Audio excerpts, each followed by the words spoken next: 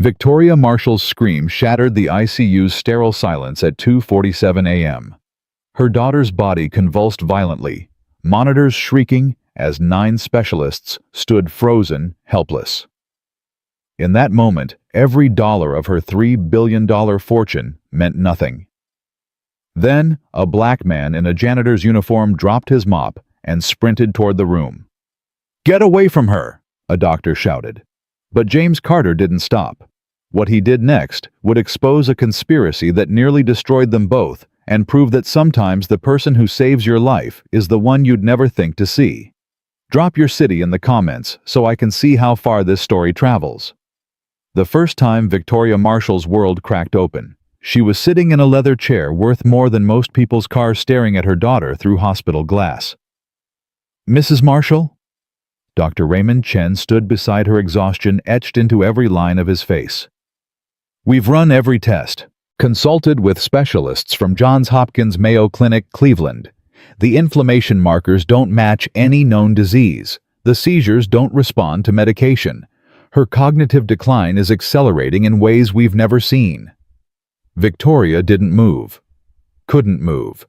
Beyond the glass, 9-year-old Sophia lay motionless except for the steady rise and fall of the ventilator breathing for her. 6 months ago, her daughter had been captain of the chess team, reading at a 12th grade level, arguing passionately about climate change over dinner. Now she couldn't remember her own name. "What aren't you telling me?" Victoria's voice came out flat. "Dead." Dr. Chen hesitated. In 20 years of practicing medicine, he'd learned that silence before delivering bad news only made it worse. "Her brain function is deteriorating. At this rate, even if we figure out what's wrong, the damage may be irreversible." "Maybe." "Mrs. Marshall." "Maybe isn't definite." Victoria stood smoothing her Armani suit that she'd been wearing for 36 hours straight. "Which means there's still a chance. A very small chance. I built Marshall Pharmaceuticals from nothing into a $3 billion company by betting on small chances, Dr. Chen. Don't tell me about odds." She walked into her daughter's room, ignoring the nurses who automatically straightened when she entered. Victoria Marshall commanded respect everywhere she went. Boardrooms, galas, Capitol Hill. But here in this room that smelled of antiseptic and desperation, her power meant nothing. "Hey, baby girl." Victoria took Sophia's hand, so small and fragile, in hers. "Mom's here. I'm going to fix this. I promise." Sophia's eyes didn't open, didn't even flutter. A promise Victoria thought bitterly that she had no idea how to keep. 15 miles away, in a 2-bedroom apartment in Dorchester, where the radiator clanked all night and sirens were a lullaby, James Carter was having a different kind of crisis. "Dad, I don't want you to go to work." Marcus, 8 years old and too perceptive for his own good, stood in the doorway of their cramped kitchen. "Something bad is going to happen." James paused, his hands in soapy dishwater from their dinner plates. "Why do you think that, buddy?" "I don't know. I just feel it." James dried his hands and knelt down to his son's level. Marcus had been having these feelings more often lately: anxiety about separation, fear of losing his father the way he'd lost his mother 3 years ago. The child psychologist they'd seen when James could afford the copay called it hypervigilance following trauma. James called it heartbreaking. "Nothing bad is going to happen." He pulled Marcus into a hug. "I'm going to go to the hospital, clean some floors, come home at 7 in the morning, same as always, and you're going to stay with Mrs. Patterson. Eat her famous waffles for breakfast and go to school. Deal?" "What if?" "No what ifs. You know what I always tell you." Marcus's voice was muffled against his father's shoulder. "We can't control what happens. We can only control how we respond." "That's right. And how are we going to respond to tonight?" "With courage." "With courage." James pulled back, looking his son in the eyes. "I love you more than anything in this world. You know that, right?" "I know." Marcus hugged him tighter. "I love you too."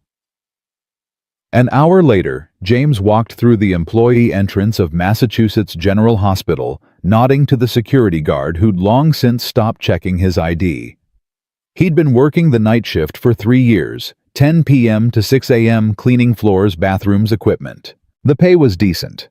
The benefits kept Marcus insured, and most importantly, the night shift meant fewer people. Fewer people meant fewer questions about why an ex-Army medic with 2 tours in Iraq was pushing a mop instead of working in medicine. Carter, his supervisor Pete Rodriguez, called from the break room.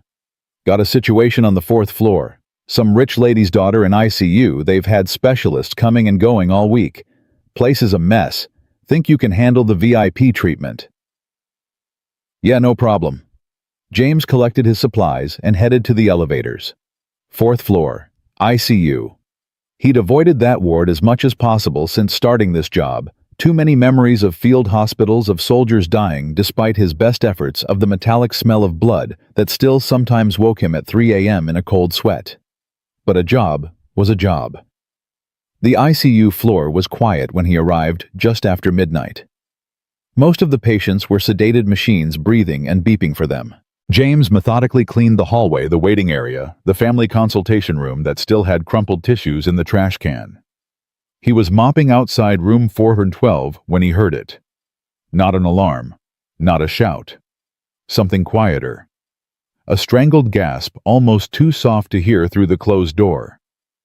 James's body reacted before his brain caught up. He dropped the mop, pushed through the door, and stopped. A little girl lay in the bed, body rigid, eyes rolled back. The monitors were going crazy, but silently someone had muted the alarms. And standing over her, adjusting her IV line with steady hands, was a man in a white coat. "Hey!" James's voice cracked like a whip. "What are you doing?" The man spun around. He was older, maybe 55, with silver hair and the kind of face that appeared on magazine covers, distinguished, trustworthy. Everything about him screamed, "Important doctor." "Who the hell are you?" the man demanded. "I work here." "What are you doing to her?" "I'm her physician, not that it's any of your business." The man's hand was still on the IV port. "Now get out before I call security." But James's eyes had locked onto the syringe in the man's other hand, the medication vial on the tray, and the girl's vitals on the monitor, heart rate climbing, oxygen saturation, dropping, blood pressure spiking in a pattern he'd seen before, in Fallujah, when a local doctor had tried to poison a wounded American soldier. "Step away from her." James moved forward, his voice dropping into the command tone he'd learned leading medical teams under fire. "Now!" "How dare you!" James didn't wait. He grabbed the man's wrist, twisting it away from the IV line. The syringe clattered to the floor. The man tried to pull free, but James had 50 pounds of muscle on him and years of hand-to-hand combat training. "Get your hands off me!" The man's face flushed red. "I'm Dr. Richard Blackwood, Chief Medical Officer of Marshall Pharmaceuticals." "I'll have you fired." "Arrested." "Great. You can explain to the police why you were putting something in this girl's IV at midnight with the alarms muted." James didn't let go. "Security! I need security in here now!" Footsteps pounded down the hallway. A nurse burst through the door, then another, then Dr. Chen, still in his scrubs from a surgery. "What's going on?" Dr. Chen demanded. "I caught this man." James started. "Dr. Blackwood." Dr. Chen's face shifted from alarm to confusion. "He's on our board. He has privileges here. He was injecting something into the patient's IV line. I was adjusting her medication." Blackwood had recovered his composure, smoothing his white coat. "This janitor assaulted me. I want him arrested immediately." "Dr. Chen." James forced himself to stay calm, even as his heart hammered. "Look at the monitor. Her vitals are all wrong. And look at that syringe." Dr. Chen hesitated, then bent to pick up the syringe with a gloved hand. He read the label. His face changed. This isn't prescribed for this patient." This is a paralytic. Why would you? It was a mistake. Blackwood's voice was smooth as silk. Wrong medication cart. I realized as soon as I checked the label, which is when this man attacked me. Then why were the alarms muted? James pressed. They weren't muted when I arrived. Perhaps a malfunction. Check the administration log, Dr. Chen interrupted, pulling up the tablet. His fingers flew across the screen. His face went pale. Dr. Blackwood, it shows you've been adjusting medications for this patient for the past 3 weeks. But you're not on her care team. I'm consulting. Victoria Marshall. Mrs. Marshall, she's a colleague. She asked me to review her daughter's case. Did she? A new voice cut through the room. Everyone turned. Victoria Marshall stood in the doorway in wrinkled designer clothes, her hair escaping its perfect bun, her makeup smudged. She looked like she'd aged 10 years in the past few hours. And she looked ready to kill someone. Did I ask you to review my daughter's case, Richard? Her voice was ice. Because I have no recollection of that conversation. Blackwood's expression flickered just for a second, but James saw it. Calculation. Fear. Rage. Victoria, you're upset. You're not thinking clearly. Don't. She moved into the room like a predator stalking prey. Don't you dare tell me what I am or am not thinking. Answer the question. Did I or did I not ask you to treat my daughter? The silence stretched. I was trying to help, Blackwood said finally. Help how? By injecting paralytics into a child who's already dying. Victoria's voice rose. Dr. Chen, I want toxicology run on every medication my daughter has received in the past month. Every single dose. I want security footage from this room. And I want Dr. Blackwood removed from this hospital and banned from ever stepping foot near my daughter again. Victoria, you're making a mistake. The mistake was trusting anyone. She turned to James, seeing him clearly for the first time. You stopped him. Yes, ma'am. What's your name? James Carter. You saved my daughter's life tonight, Mr. Carter. Victoria's eyes, bloodshot, exhausted, but burning with fierce intelligence, held his. I don't know who you are or why you were in this room, but thank you. I'm just a janitor. I heard something wrong. You heard something 9 medical professionals missed. She looked back at Blackwood, who was being escorted out by security, or chose to ignore.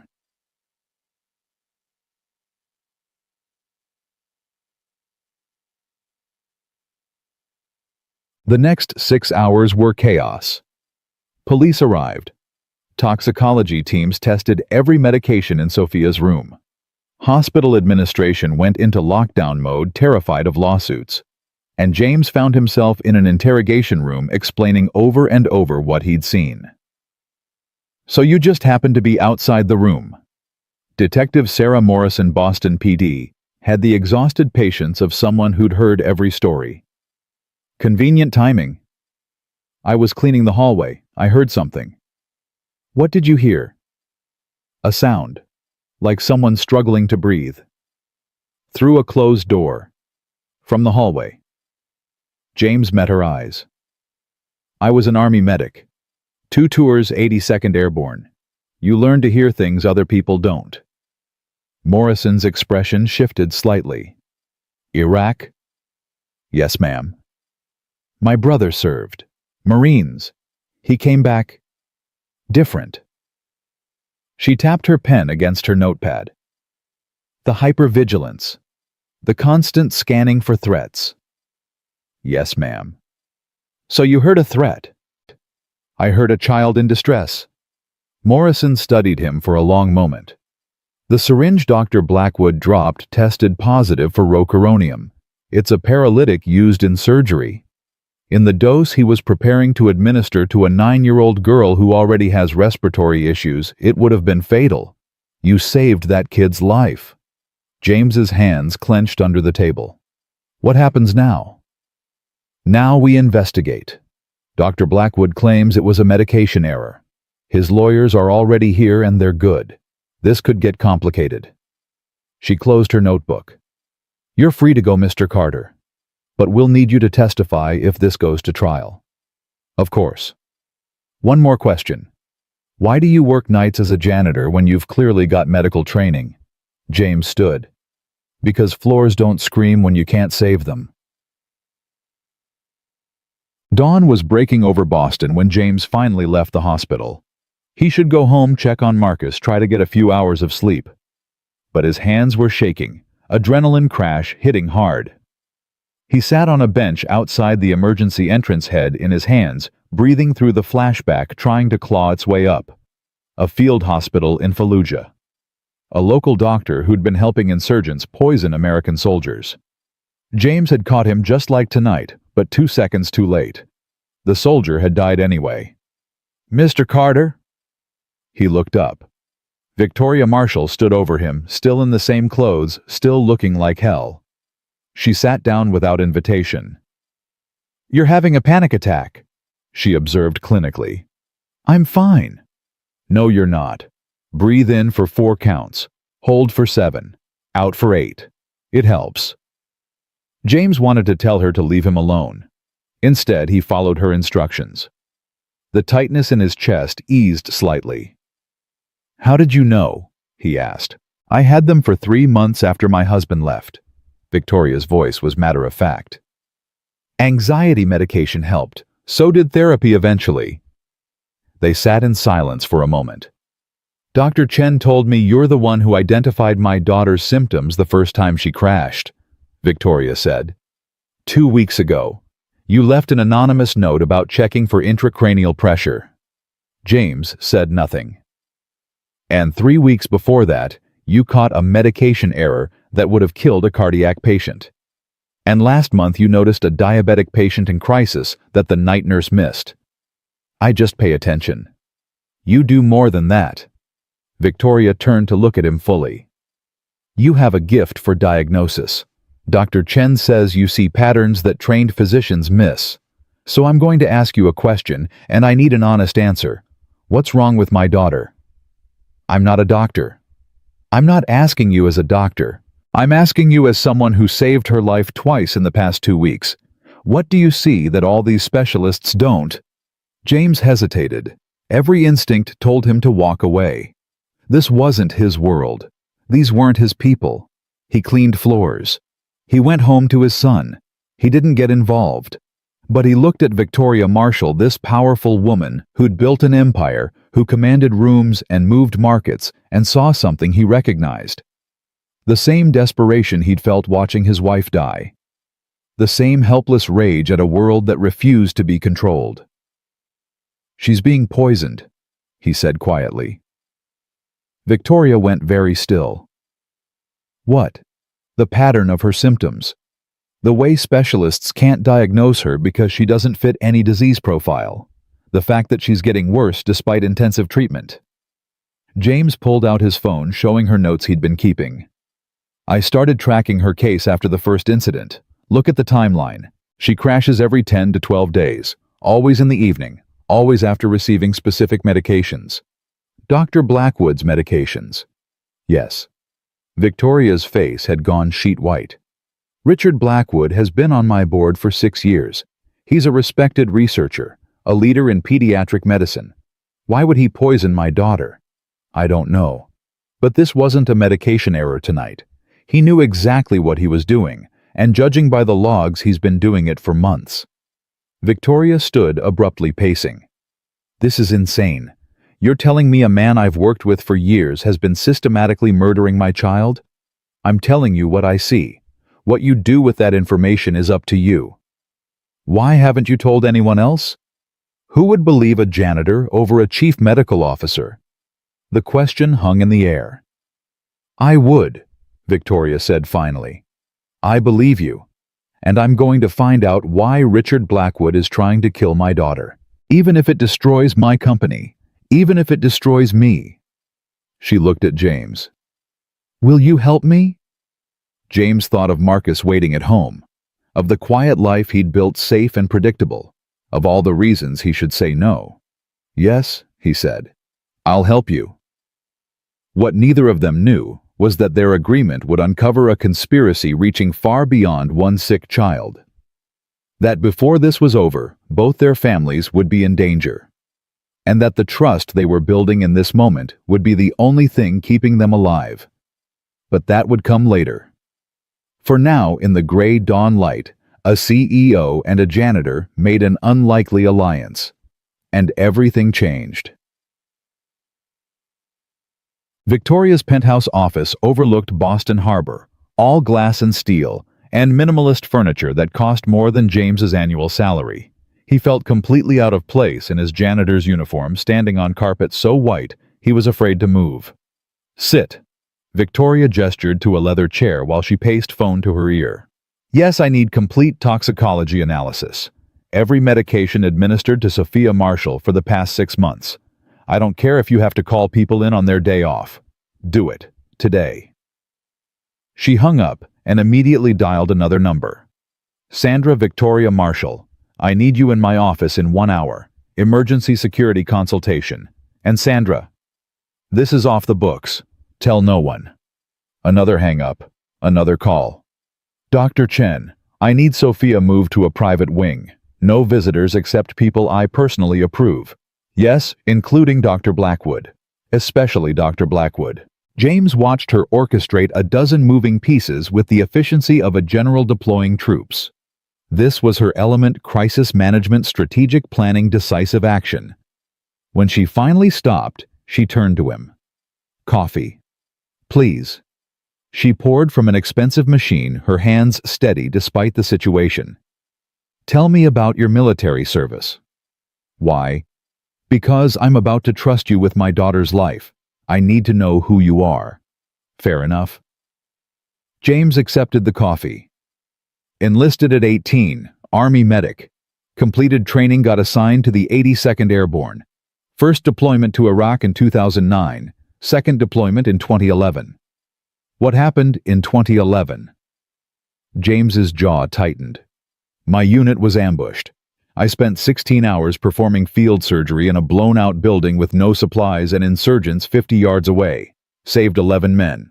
Lost 3. He paused.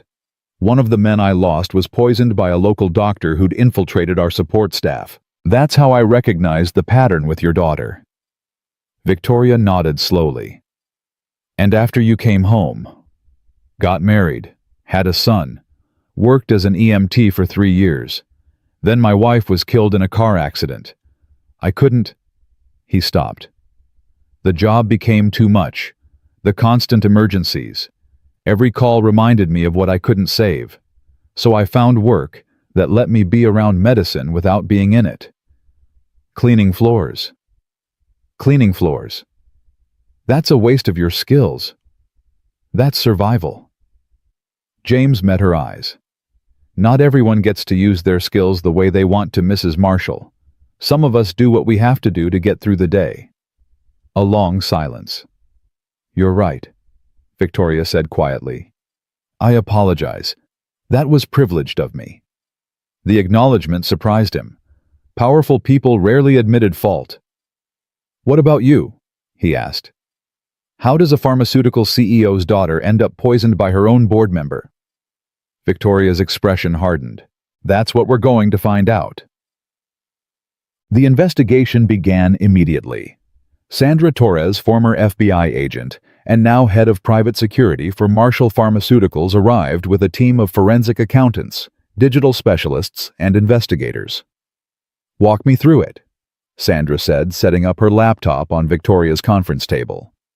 Victoria explained everything: Sophia's mysterious illness, Dr. Blackwood's suspicious behavior, James's intervention. Sandra listened without interruption, her face unreadable. When Victoria finished, Sandra turned to James. "You're sure about the poisoning pattern?" "As sure as I can be without toxicology confirmation." "Which we'll have by end of day." Sandra pulled up files on her screen. "But let's assume you're right. Motive. Why would Richard Blackwood poison your daughter Victoria?" "I don't know. We've had disagreements about company direction, but nothing that would justify." "What kind of disagreements?" Victoria hesitated. 3 years ago, Richard proposed taking Marshall Pharmaceuticals public. He'd been pushing for it since he joined the board. said we needed capital for expansion. And you disagreed. I built this company to research diseases that pharmaceutical giants ignore because they're not profitable enough. Going public means answering to shareholders who care about quarterly returns, not children with rare cancers. So yes, I disagreed, vehemently. Sandra made notes. Who supported Blackwood's position? About 40% of the board. But I have controlling interest, 51% of shares. He couldn't force the issue. Couldn't or can't? Victoria went pale. If I die, my shares transfer to Sophia. If Sophia dies first, they go to the employee trust which Richard chairs. So, if you both die, he controls the company. Yes, but nothing. Sandra's fingers flew across her keyboard. I'm pulling financial records for every board member. James, you said she crashes every 10 to 12 days. Roughly. Victoria, what's your schedule like? Do you follow any patterns? I visit Sophia every day, usually in the evening after work. And that's when she crashes. After your visits. Victoria's face crumbled. You think I'm poisoning her? No, I think someone is poisoning you both. Small doses probably in something you consume regularly. Coffee, tea, wine. The dose in your system isn't enough to kill you outright, but transferred to a 9-year-old through physical contact, food sharing, whatever it would be, devastating. James's mind raced. That's why specialists can't diagnose her. She doesn't have a disease. She has repeated exposure to a toxin that's metabolizing differently in a child's body. Exactly. Which means we test everything Victoria eats and drinks. Everything in her home, her office, her car. Richard doesn't have access to my home, Victoria protested. Are you sure when's the last time he visited? I host board dinners quarterly. The last one was... Victoria pulled up her calendar. 8 months ago, right before Sophia first got sick. Sandra and James exchanged looks. We need to search your house, Sandra said. Every inch. And Victoria, until we know what's happening, you can't go home. That's ridiculous. Your daughter is dying because someone is poisoning her through you. Until we figure out how you're a weapon being used against your own child. Are you willing to risk her life because you don't want to be inconvenienced? The brutal honesty cut through Victoria's protests. She slumped in her chair, all her power and control stripped away by the truth. Where am I supposed to go? My place, James said. Both women looked at him. It's small. In a neighborhood you've probably never been to. But no one knows I'm involved in this. You'll be safe there. I can't just move in with you. That's practical, Sandra interrupted. Actually, it's smart. James, would your son be okay with this?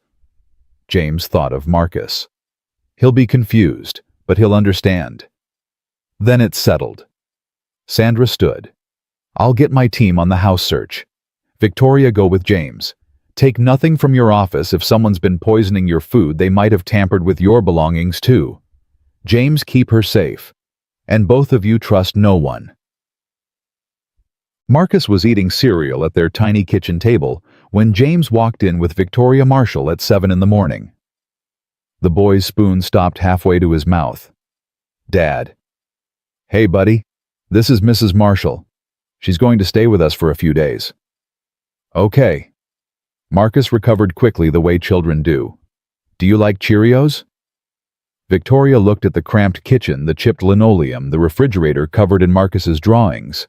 She looked so utterly out of place in her designer suit that James almost laughed. Yes. Cheerios are fine. Cool. Dad, I'm going to be late for school. Actually, you're staying home today. James had been dreading this conversation. Something happened at work. Mrs. Marshall's daughter is sick and some bad people might try to hurt her, so she's staying with us where it's safe. Marcus's eyes went wide. Are we in danger? No. But I need you to be really mature about this. Okay, if anyone asks Mrs. Marshall is my friend from the army, that's all. Can you do that? I can do that. Marcus looked at Victoria with sudden intensity. Is your daughter going to die? Marcus? James started. It's okay. Victoria knelt down to Marcus's level. Her voice was thick. I don't know. The doctors are trying very hard to help her, but she's very sick. My mom died. Marcus said it simply the way he'd learned to state facts that still hurt. In a car accident. Dad tried to save her, but he couldn't. Victoria's eyes filled with tears the first James had seen. I'm so sorry. It's okay. Well, it's not okay. But Dad says we can't control what happens. We can only control how we respond. Your dad is a very smart man. I know. Marcus looked at James. Are you going to save Mrs. Marshall's daughter? Every eye in the room turned to James. The weight of expectation hope trust. I'm going to try, he said. Then you will. Marcus said it with absolute certainty. Because you always figure it out. If only it were that simple, James thought. But he didn't say it. Instead, he made breakfast for a CEO and his son in a kitchen where the three of them barely fit. And he tried to figure out how he was going to save a little girl he'd never met from a killer he couldn't identify with resources he didn't have. All he had was an unlikely alliance, a suspicious pattern, and a promise he wasn't sure he could keep. But sometimes that's enough. Sometimes you start with nothing and build everything from there. The question was whether they'd figure it out before Sophia Marshall ran out of time.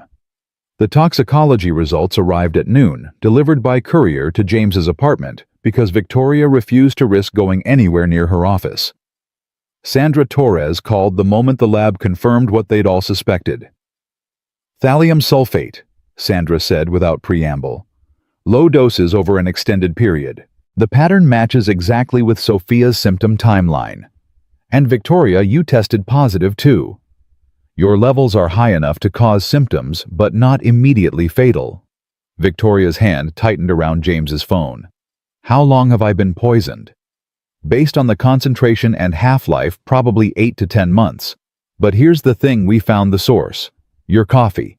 Specifically the private blend you order from that boutique place in Back Bay. Vittorio's. Yeah. Someone's been intercepting your deliveries and contaminating them before they reach you. We tracked the delivery route. Guess whose office is on the same floor as Vittorio's distribution center? Richard's pharmaceutical consulting firm. Victoria's voice went flat. He has a satellite office there. I remember because he joked about the coffee smell. James took the phone back. Sandra, if she stops drinking the coffee, will she recover? Eventually. But Sophia's been exposed through secondary contact for months. Her kidneys are compromised. We need to start chelation therapy immediately to bind the thallium and help her body eliminate it. I've already contacted Dr. Chen. He's setting it up now. Does Blackwood know we've figured it out? Not unless someone told him. Why? Because a cornered animal is the most dangerous kind. James glanced at Victoria, who sat rigid on his worn couch. He's been planning this for months. He's not going to just walk away. Which is why I have a team watching him 24/7. He makes a move toward either of you, we'll know. After Sandra hung up, the apartment fell into heavy silence. Marcus had gone to his room, giving the adults space. Outside, sirens wailed, and someone's car alarm blared. Normal city sounds, normal day. Except nothing about this was normal. I did this to her. Victoria's voice cracked. I poisoned my own daughter. No. James moved to sit across from her. Blackwood poisoned you both. You're a victim, not the perpetrator. I should have known. I'm a biochemist, for God's sake. I should have recognized the symptoms. You're also a mother watching her child die. You can't think clearly when you're in that kind of pain. Trust me, I know. Victoria looked up at him. Your wife? James nodded. Angela was hit by a drunk driver. Massive internal injuries. I was first on scene. I was coming home from my shift, saw the accident happen right in front of me. I did everything right. Every protocol, every procedure. But sometimes right isn't enough. He paused. For months afterward, I obsessed over what I could have done differently. If I'd left work 5 minutes earlier, maybe I could have prevented it. If I'd gotten to her 30 seconds faster, if I'd made different choices in treatment. What made you stop? Marcus. He was 5 years old and he'd lost his mother. He needed a father who was present, not one drowning in guilt over things he couldn't control. James leaned forward. You didn't poison Sophia, but you can save her now. That's what matters. Victoria wiped her eyes roughly. I'm not used to feeling helpless. Nobody is. But helpless and powerless aren't the same thing. We have information now. We know what we're fighting. That's power. You sound like a therapist. VA mandated therapy after I came home. Took me 3 years to stop thinking it was bullshit. He offered a small smile. Some of it actually stuck. Victoria's phone buzzed. She glanced at it and her face changed. It's Richard. He's asking to meet. Says it's urgent board business. Don't respond. If I ignore him, he'll know something's wrong. Good. Let him sweat. But Victoria was already typing. I need to control this situation. I can't just hide in your apartment while he plots his next move. Victoria. I'm meeting him, somewhere public. Somewhere he can't try anything. She looked at James. And you're coming with me. That's a terrible idea. Probably. But I didn't build a $3 billion company by playing it safe. James wanted to argue, but he recognized the look in her eyes. He'd seen it in the mirror often enough, the stubborn determination of someone who'd already made up their mind and would do it with or without help. Fine, he said, but we do this my way. Public place daytime, and Sandra's team watching from a distance. And if anything feels wrong, we walk. Agreed. And Victoria, don't underestimate him. He's already tried to kill a child. There's nothing more dangerous than someone with nothing left to lose. The meeting was set for 3 o'clock at a cafe near Boston Common. Victoria chose a table outside, visible from the street. Sandra's team positioned themselves strategically, one at the bookstore across the street. Another jogging past every 10 minutes, a third, reading a newspaper at a nearby bench.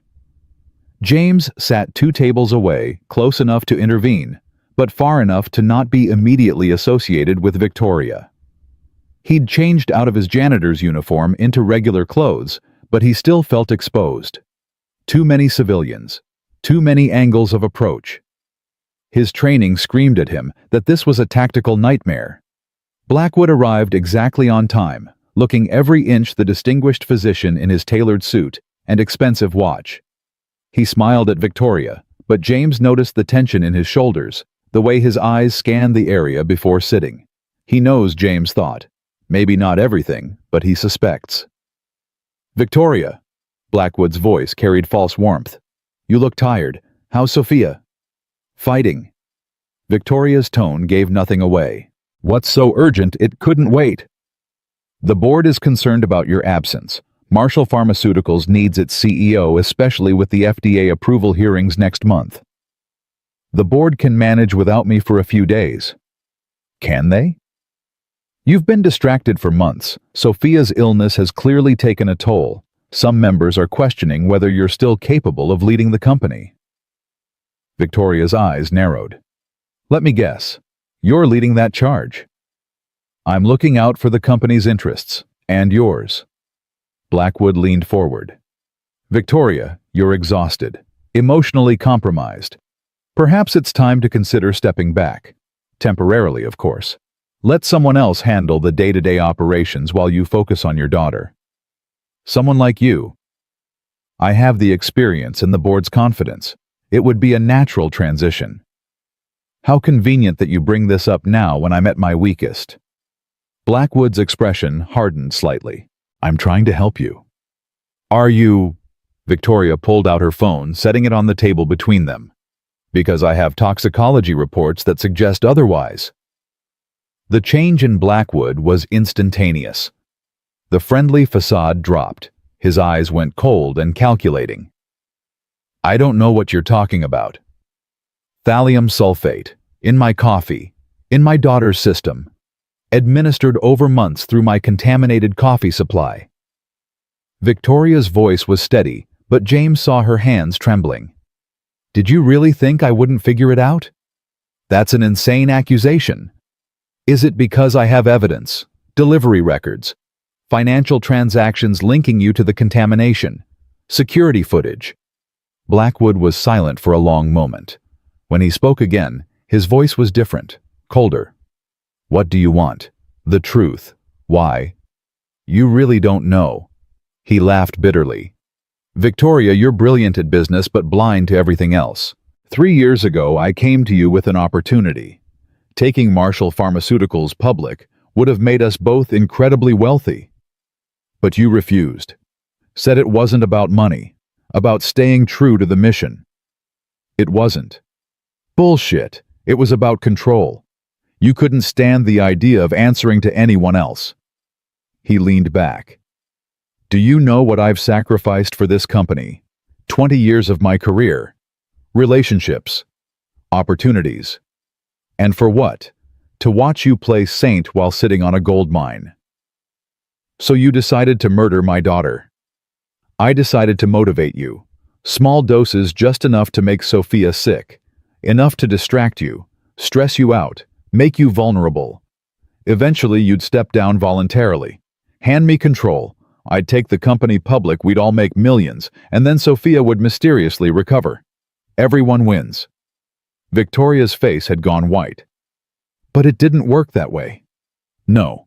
Turns out children metabolize thallium differently than adults. The doses that should have just made her mildly ill nearly killed her. And you're more stubborn than I calculated. Instead of breaking, you dug in deeper. He smiled without humor. I had to adjust my strategy.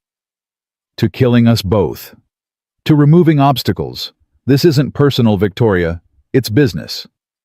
James's hand moved to his phone, signaling Sandra. This was enough. They had the confession recorded. Time to end this before it escalated. But Blackwood's eyes had shifted, focusing past Victoria to where James sat. Recognition flickered across his face. The janitor, you're working together. He stood abruptly. This is a setup. You're recording this. Richard, sit down. Victoria's voice held command, but Blackwood was already backing away. You think you've won? You have no idea what you're dealing with. This goes so much deeper than you realize. I'm not the only one who wants you gone. What does that mean? But Blackwood was moving fast now, pushing past startled cafe patrons. Sandra's team converged, but he'd chosen his escape route well into the crowded common, where pursuit meant risking civilian casualties. James was up and running before he consciously decided to move. His body operated on training on instinct. He saw Blackwood cut left toward the street, saw the black sedan pulling up with perfect timing. Someone was helping him. This wasn't spontaneous flight. This was planned. James, stop! Victoria's voice behind him, but he couldn't stop. Not when Blackwood was getting away. Not when he might lead them to whoever else was involved. He reached the sedan just as Blackwood dove into the back seat. James got a hand on the door, caught a glimpse of the driver, a woman, blonde, professionally dressed. She looked directly at him with cold eyes and said something he couldn't hear. Then Blackwood kicked out hard, catching James in the chest. He stumbled back. The door slammed. The sedan peeled away, tires screeching. James memorized the license plate even as Sandra's team reached him. Did you get it? Sandra demanded. Yeah. He recited the numbers, breathing hard. And there was a woman driving. Professional. This was coordinated. Victoria caught up to them, face flushed. He said this goes deeper. What does that mean? Sandra was already on her phone, running the plates. Her face darkened. The car's registered to Helix Consulting. It's a corporate strategy firm. I know them. Victoria's voice was tight. They specialize in hostile takeovers. They help companies restructure, push out existing leadership. Richard hired them 6 months ago. He said it was for operational efficiency review. He was planning this for at least that long, James said. Which means there are more people involved, more people who know what he's been doing. And more people who want me gone. Victoria looked shaken for the first time since this began. If they're willing to poison a child to get control of my company, what else will they do? Sandra's phone rang. She answered, listened, and her expression went from concerned to alarmed. We need to move, now. She grabbed Victoria's arm. That was my contact at Boston PD. Someone just called in a tip about your location. They're saying you're mentally unstable, that you've kidnapped your daughter from the hospital and are making threats against medical staff. That's insane. They're sending units to your apartment, James's address. They have a warrant for your arrest. How did they get a warrant that fast? Because Blackwood didn't just plan the poisoning. James's mind raced through the implications. He planned the fallout. He's been building a narrative. Unstable CEO. Grief makes her paranoid. She attacks her own doctor. It all sounds crazy unless you know the truth. We have the recording, Victoria protested. We have proof. We have a recording that police haven't verified yet. Right now, it's your word against a respected physician with 20 years of credentials. Who do you think they'll believe?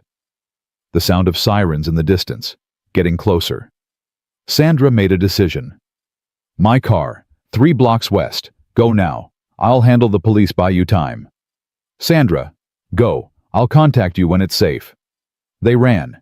Victoria in heels and designer clothes, James in sneakers, both of them dodging through afternoon crowds. Behind them, police cars converged on the cafe officers, jumping out with hands-on weapons. This way. James pulled Victoria down a side street through an alley he knew from his morning runs. The neighborhood was familiar territory. He'd lived here for 3 years, knew every shortcut. They emerged near a bus stop. James dug out cash, thrust it at Victoria. Get on the next bus. Any direction. Get off after 3 stops, take a cab, pay cash only. No credit cards, they can track those. Where are you going? To get Marcus. They might go to the school looking for leverage. The thought made his blood run cold. Meet me at... He gave her an address, a friend's place from his army days. 2 hours. If I'm not there in 3 hours, run and don't look back. James. Go. Victoria hesitated 1 second longer, then did something unexpected. She squeezed his hand. Thank you. For everything. Then she was gone, disappearing onto a bus just as sirens wailed past the street. James ran in the opposite direction, every sense on high alert. His phone buzzed. Sandra. They're at your apartment. I told them you're at work. Bought you maybe 30 minutes. Where's Victoria? Safe. I'm getting Marcus. Good. Listen to me carefully. Blackwood's not working alone, and whoever's helping him has resources. Police contacts, legal, pull money. This is bigger than corporate greed. How big? I don't know yet, but James, watch your back. These people don't leave loose ends.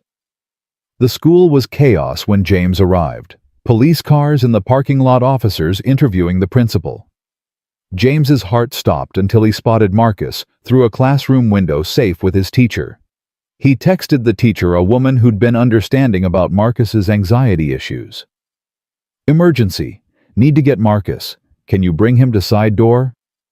3 agonizing minutes later, Marcus emerged with Ms. Chen, confused but obedient. Mr. Carter. Ms. Chen looked worried. The police are here asking about you. They said. I know what they said. It's not true, but I need to keep Marcus safe while this gets sorted out. Can you trust me? She studied his face. Marcus talks about you all the time. How you help him with homework, make him breakfast, teach him to be brave. I don't believe you're dangerous. Thank you. But Mr. Carter, whatever's happening, be careful. Marcus needs his father.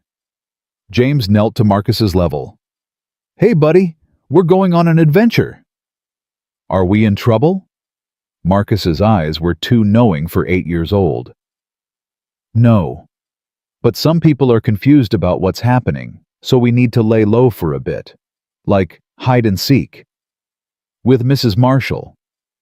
Yeah, with Mrs. Marshall. They slipped out through the playground, over a fence, through 2 backyards. James's phone buzzed constantly. Sandra with updates. Victoria checking in unknown numbers he didn't answer. His heart hammered, but he kept moving, kept Marcus calm, kept thinking 3 steps ahead, the way he'd learned in combat. The safe house was a basement apartment in Roxbury, owned by Tommy Chen James's old army buddy. Tommy answered the door in basketball shorts and an undershirt, took one look at James's face, and stepped aside. "Don't tell me anything," Tommy said. "Plausible deniability. But you're safe here long as you need." Victoria arrived 20 minutes later, slightly disheveled, but intact. She and Marcus ended up sitting on the worn couch, an odd pair in the dim apartment. Marcus showed her his handheld game. Victoria, to her credit, actually paid attention. James and Tommy stood in the kitchen speaking low. "You in deep?" Tommy asked. "Yeah. The kind that gets people killed." "Maybe." Tommy nodded slowly. "You need weapons." Tommy. "Not asking if you want them. Asking if you need them. Because the James Carter I served with in Fallujah doesn't run unless the threat is real. So I'm asking, do you need weapons?" James thought about Blackwood's cold eyes, about the professional driver, about Sandra's warning that these people didn't leave loose ends, about Marcus and Victoria and Sophia all vulnerable because he'd chosen to get involved. "Yeah," he said quietly. "I need weapons." Tommy disappeared into his bedroom, returned with a lockbox. Inside was a Glock 9mm 2 magazines and a tactical knife. "This stays between us," Tommy said. "And brother, whatever you're protecting, make damn sure it's worth it." James looked through the doorway at Marcus and Victoria, his son, and a woman who'd become something more than just someone he was helping. A partner, an ally, maybe even a friend. "It's worth it," he said. Night fell. In the basement apartment they planned their next move. Victoria had contacted her lawyer, who was working on getting the warrant dismissed. Sandra was digging into Helix Consulting, trying to identify everyone involved. Dr. Chen reported that Sophia was stable and responding well to chelation therapy. Small victories. But not enough. "We're being reactive," Victoria said, pacing the small space. "We need to go on offense." "Against who?" James asked. "We know Blackwood's involved. We know Helix is helping him, but we don't know who else or how deep this goes." "Then we find out." Victoria's eyes held that fierce determination again. "Richard said this goes deeper, that he wasn't the only one who wanted me gone. So who else benefits from my removal?" "Your board members. Some of them. But they'd benefit from me stepping down voluntarily, not from a scandal that tanks the stock price." She pulled out her phone, pulling up files. "Unless they're planning to buy in after the crash, let the price bottom out, scoop up shares cheap, then push the company public once they have control." James saw where she was going.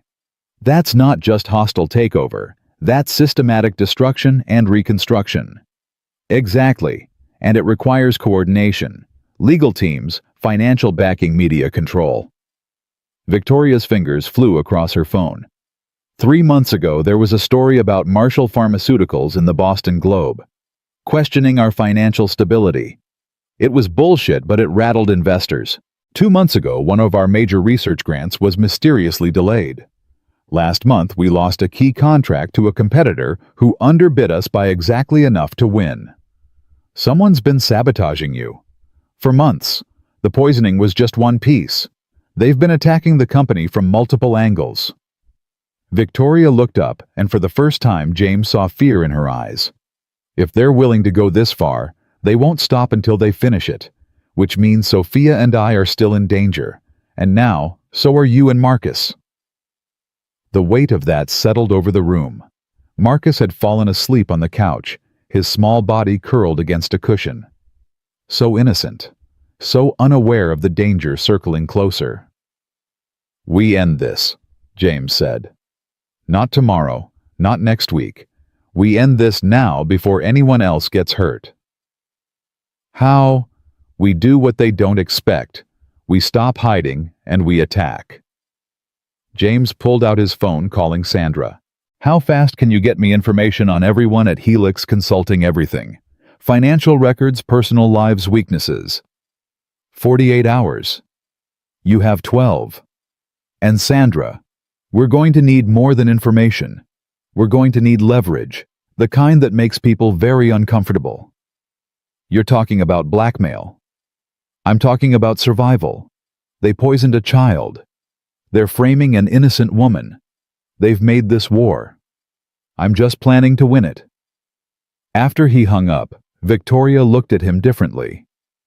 You're not really a janitor, are you? I mop floors. That makes me a janitor.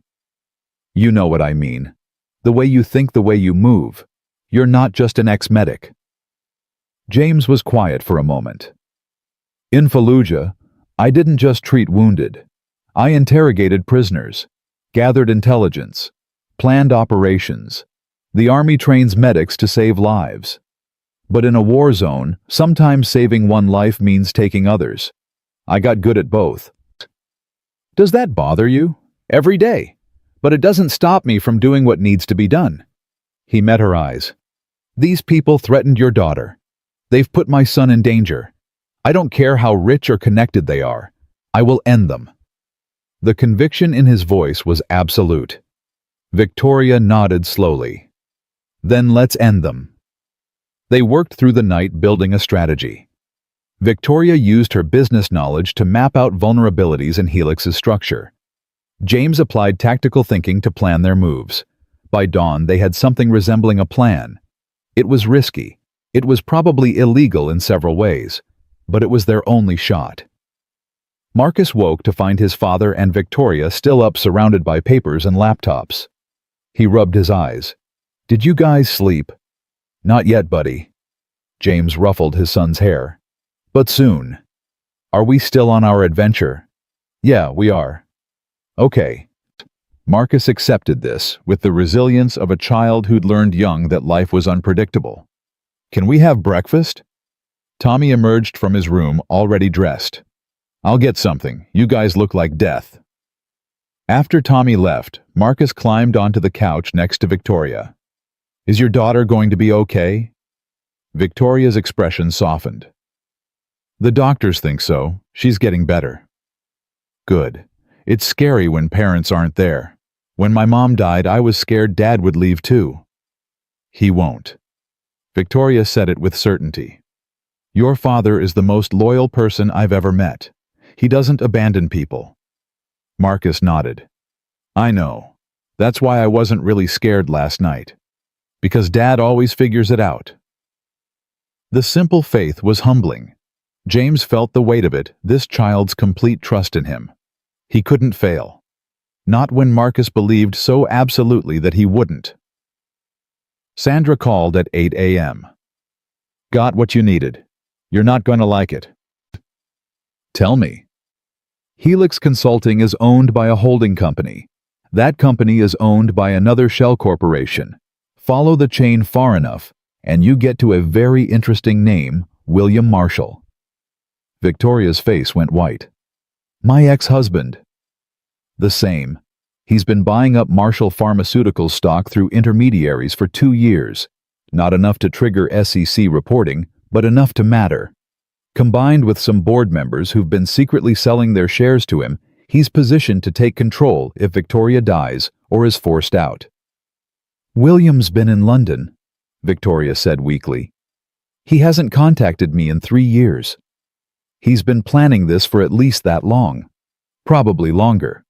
I'm guessing the divorce wasn't amicable. He wanted me to give up the company, be a traditional wife and mother. I refused. When I filed for divorce, he tried to get controlling interest in the settlement. I fought him. The judge ruled in my favor. Victoria's voice was hollow. He swore he'd make me regret it. Well, he's making good on that promise. Sandra paused. There's more. Sophia's father, William. Yeah, I don't know how to tell you this gently, so I'm just going to say it. There's evidence suggesting he knew about the poisoning. Emails between him and Blackwood discussing accelerating the timeline and managing the girl's condition. The silence that followed was suffocating. James watched Victoria process the information. saw something break behind her eyes. "He knew someone was poisoning our daughter," she whispered. "He knew, and he let it happen." "It's worse than that. He orchestrated it. Blackwood was the tool. William was the architect." Victoria stood abruptly, walked to the bathroom, and James heard her being sick. Marcus looked scared. "Is Mrs. Marshall okay?" "She just got some very bad news." James pulled his son close. "Sometimes grown-ups need a minute to be sad." When Victoria emerged, her eyes were red but her jaw was set. "Where is William now?" "London. But he's got a flight to Boston tomorrow. Probably planning to sweep in and play the concerned ex-husband once you're arrested." "Then we meet him at the airport." Victoria's voice was ice. "And we end this." James stood. "Victoria, if we confront him without solid evidence, he'll just lawyer up and disappear. We need proof that sticks. Proof that can't be explained away or buried." "What kind of proof?" "The kind he gives us himself." James pulled out his phone. "Sandra, can you get me William Marshall's itinerary? Every meeting, every contact, every place he's planning to be in the next 48 hours. "I can do that." "Good. Because we're going to give him exactly what he wants, Victoria vulnerable, desperate, and willing to deal. And when he comes to collect his prize, we're going to record every word." "That's entrapment," Victoria said. "No, that's justice. And it's the only way we protect Sophia Marcus and everyone else he's planning to destroy." Victoria looked at Marcus sleeping peacefully, despite the adult drama surrounding him. Then she looked at James. "Do it," she said. "Whatever it takes. I want my ex-husband destroyed." And in that moment, James saw the steel that had built a pharmaceutical empire. Victoria Marshall wasn't just a mother protecting her child. She was a warrior preparing for battle. And heaven help anyone who stood in her way. The plan came together in Tommy's cramped living room over cold pizza and too much coffee. Sandra worked her laptop from the kitchen table while Victoria made calls to trusted contacts, carefully avoiding anyone who might be compromised. James sat on the floor with Marcus half listening to his son's chatter about superheroes while his mind calculated angles and contingencies. "William lands at Logan at 3 p.m. tomorrow," Sandra said, reading from her screen. "He's booked at the Four Seasons, meeting with the board's legal counsel at 6, dinner with 3 board members at 8. "He's moving fast," Victoria said. "Probably expects me to be in custody by then." "Which is exactly what we'll let him think." James stood stretching muscles tight from tension. "Sandra, can you get someone to leak to the press that Victoria's been taken in for questioning? Make it look real." "Already done. Boston Globe will run it online in an hour. Local news will pick it up by evening." Victoria's phone buzzed. She glanced at it, and her expression hardened. "Speak of the devil. William just texted me. Says he heard about Sophia's condition, and he's coming to Boston to help." "What did he say exactly?" James moved to read over her shoulder. Victoria pulled up the message. "Victoria, I know we've had our differences, but Sophia is still my daughter. I'm flying in tomorrow. We should talk. For her sake." "For her sake," James repeated. "The daughter he helped poison. That takes a special kind of sociopath. William was always good at playing the concerned father when it suited him." Victoria's fingers hovered over the keyboard. "What do I say? Tell him you're desperate, that the doctors don't know what's wrong and you're out of options. Appeal to his ego. Make him think he's won." Victoria typed slowly. "I don't know what to do anymore. The specialists can't help her. Maybe we should talk. For Sophia." She hit send. They all stared at the phone, waiting. 30 seconds later it buzzed. "I'll come straight from the airport. Send me the address where you're staying." "Don't give him Tommy's location," James said quickly. "Sandra is there somewhere we can control, somewhere we can record everything without him knowing." Sandra thought for a moment. "I've got a property in Cambridge. Small house used for surveillance operations. It's clean, secure, and I can have it wired for audio and video in 4 hours. Do it. Victoria was already moving energy, replacing exhaustion. James, I need you there with me when he arrives. Not visible, but close. If this goes wrong, it won't. If it goes wrong, she continued firmly, I need someone who can protect Sophia. If William's been willing to poison her to get to me, there's no telling what he'll do if he's cornered. The weight of that settled over James. He looked at Marcus, who'd stopped playing and was watching the adults with worried eyes. Dad is the bad man coming. James knelt beside his son. Yeah, buddy, but we're ready for him. Are you scared? The honest answer was yes. James was terrified. Not of confrontation or violence, he'd been trained for that, but of failure. Of letting down Victoria and Sophia and Marcus and everyone counting on him to hold the line. A little scared, he admitted, but being brave doesn't mean not being scared. It means doing what's right, even when you're scared. Marcus nodded solemnly, like when you went into that burning building to save Mrs. Chen's cat. That was different. The building wasn't that. James stopped. Wait, how do you know about that? Mrs. Patterson told me. She said you're a hero. Marcus hugged him tight. So you'll win tomorrow, because heroes always win. If only real life worked like children's stories, James thought. But he hugged his son back and said, Yeah, buddy, we'll win. Tommy agreed to keep Marcus during the confrontation. James hated leaving him, but bringing an 8-year-old to what was essentially an ambush was out of the question. They spent the evening doing normal things, playing games, watching cartoons, pretending tomorrow wasn't coming. Marcus fell asleep around 9, curled up on the couch with his head in James's lap. Victoria sat across from them, watching with an expression James couldn't quite read. You're a good father, she said quietly. I try. No, I mean it. Marcus is lucky to have you. She paused. Sophia used to tell me she wished her dad was more like other dads. The ones who came to school plays and helped with science projects. I always made excuses for William. Said he was busy, important. I was lying to her and to myself. You were protecting her. Was I? Or was I protecting my own pride, not wanting to admit I'd married someone who cared more about control than love? Victoria's eyes were bright with unshed tears. When William left, part of me was relieved. No more fighting, no more compromises. But Sophia cried for weeks. And I was so focused on running the company, proving I could do it alone, that I missed how much she was hurting. Victoria. If I'd paid more attention, maybe I would have noticed something was wrong sooner. Maybe I could have prevented months of poisoning. Maybe... Stop. James's voice was gentle but firm. I've played the maybe game. It's a losing proposition. You did the best you could with the information you had. That's all anyone can do. Is it enough? It has to be.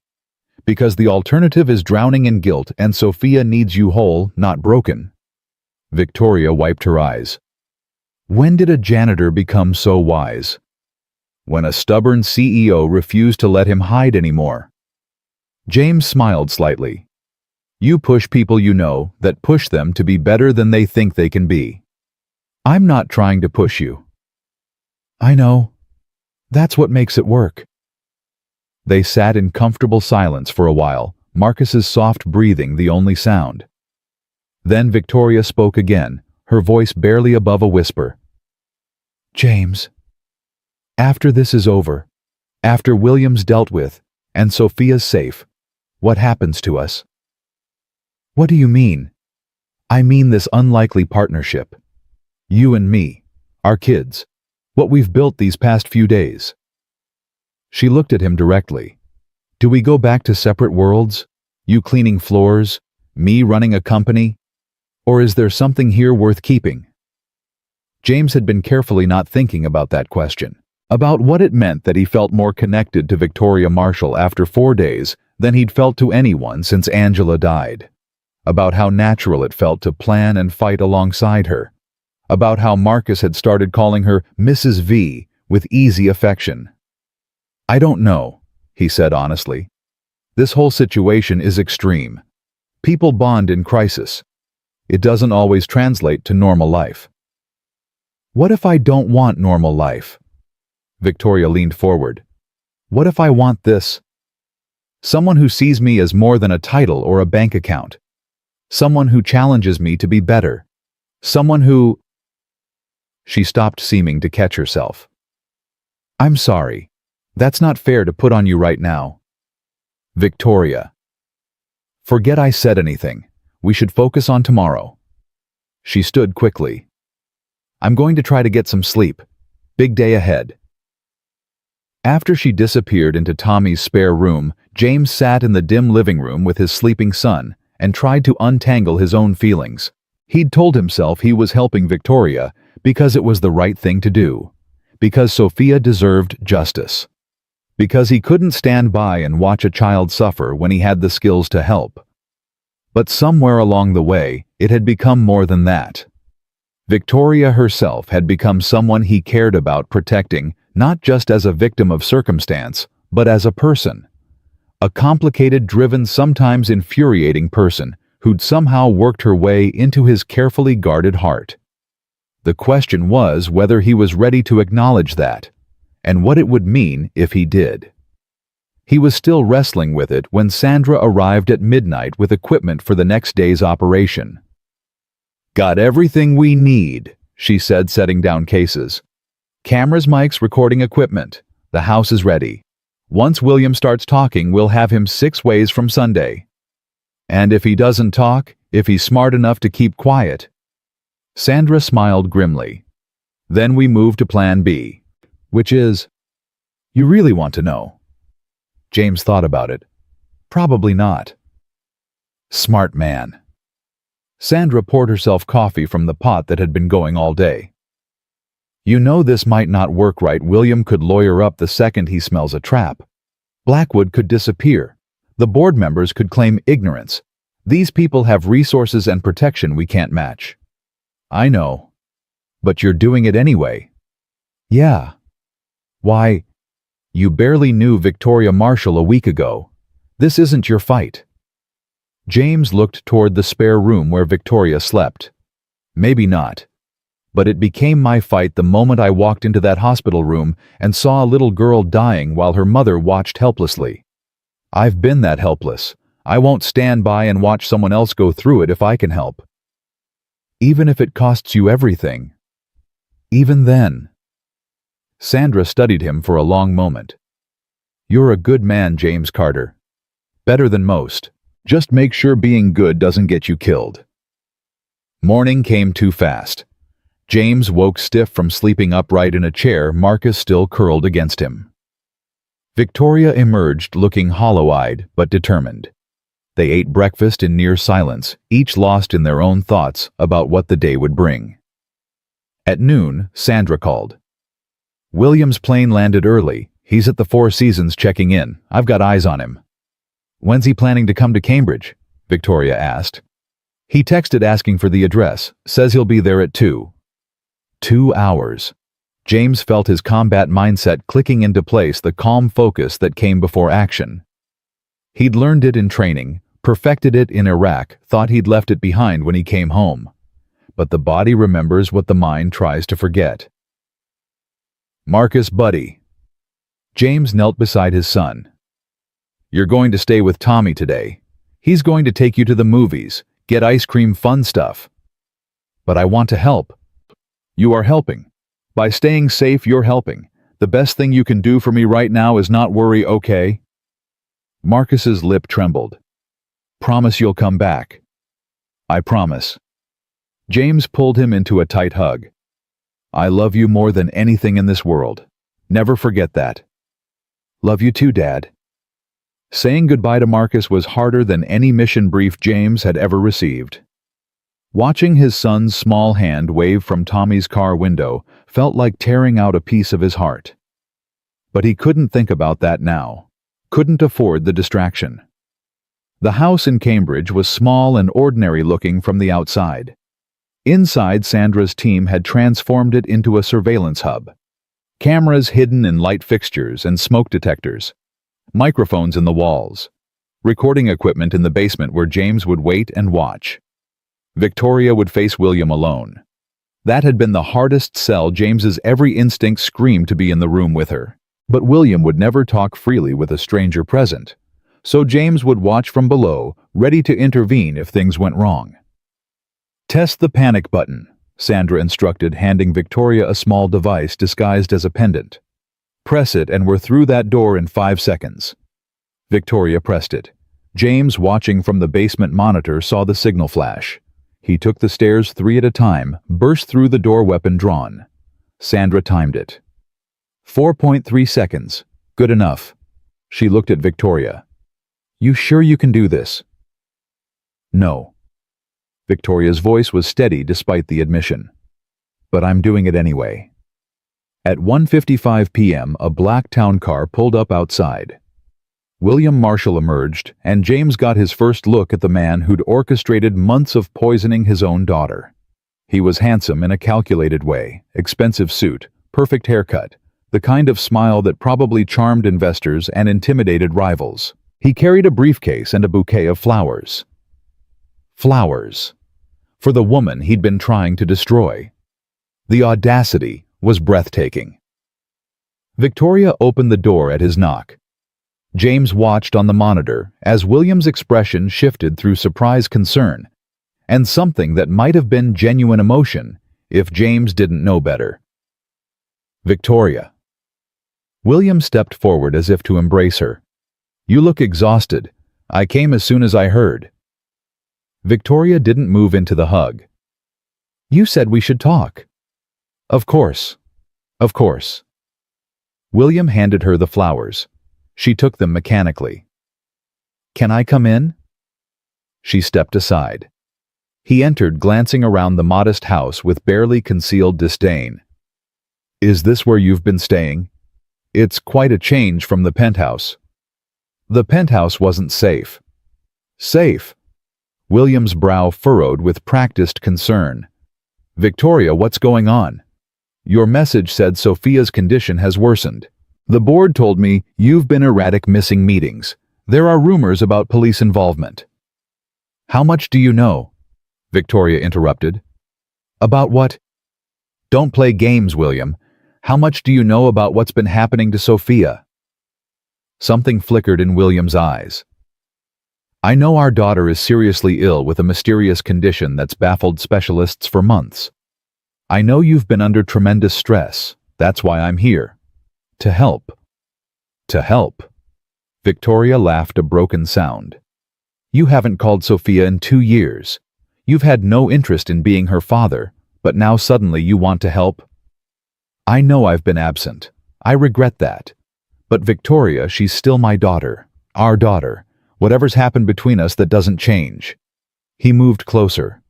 "Let me help. I have connections, resources. We can get her into better facilities, see different specialists. She's being poisoned, William." The words hung in the air. William's face went carefully blank. "What?" "Thallium sulfate. Someone's been poisoning me for months. Sophia's been exposed through secondary contact. That's why specialists can't diagnose her. There's no disease to diagnose." Victoria's voice was ice. "Did you know that? That's insane. Who would? Richard Blackwood, your friend, the man you've been in contact with for the past year. The man who works for Helix Consulting, which is owned by your shell corporation." William was quiet for 3 long seconds. When he spoke again, his voice had changed. The fake concern dropped. What remained was cold calculation. "You've been investigating me. Was it supposed to be me who died first? Or were you planning to kill us both at once and make it look like murder-suicide?" "Victoria, you're not thinking clearly. I'm thinking more clearly than I have in years." She took a step toward him. "You wanted the company. Tried to take it in, the divorce failed. So you decided to take it by force. Discredit me, poison me, frame me as unstable. Remove me from the picture and swoop in as the concerned ex-husband.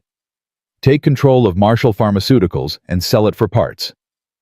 You can't prove any of that." Can't I? I have emails between you and Blackwood. Financial records showing your stock purchases through shell companies. Evidence of the poisoning.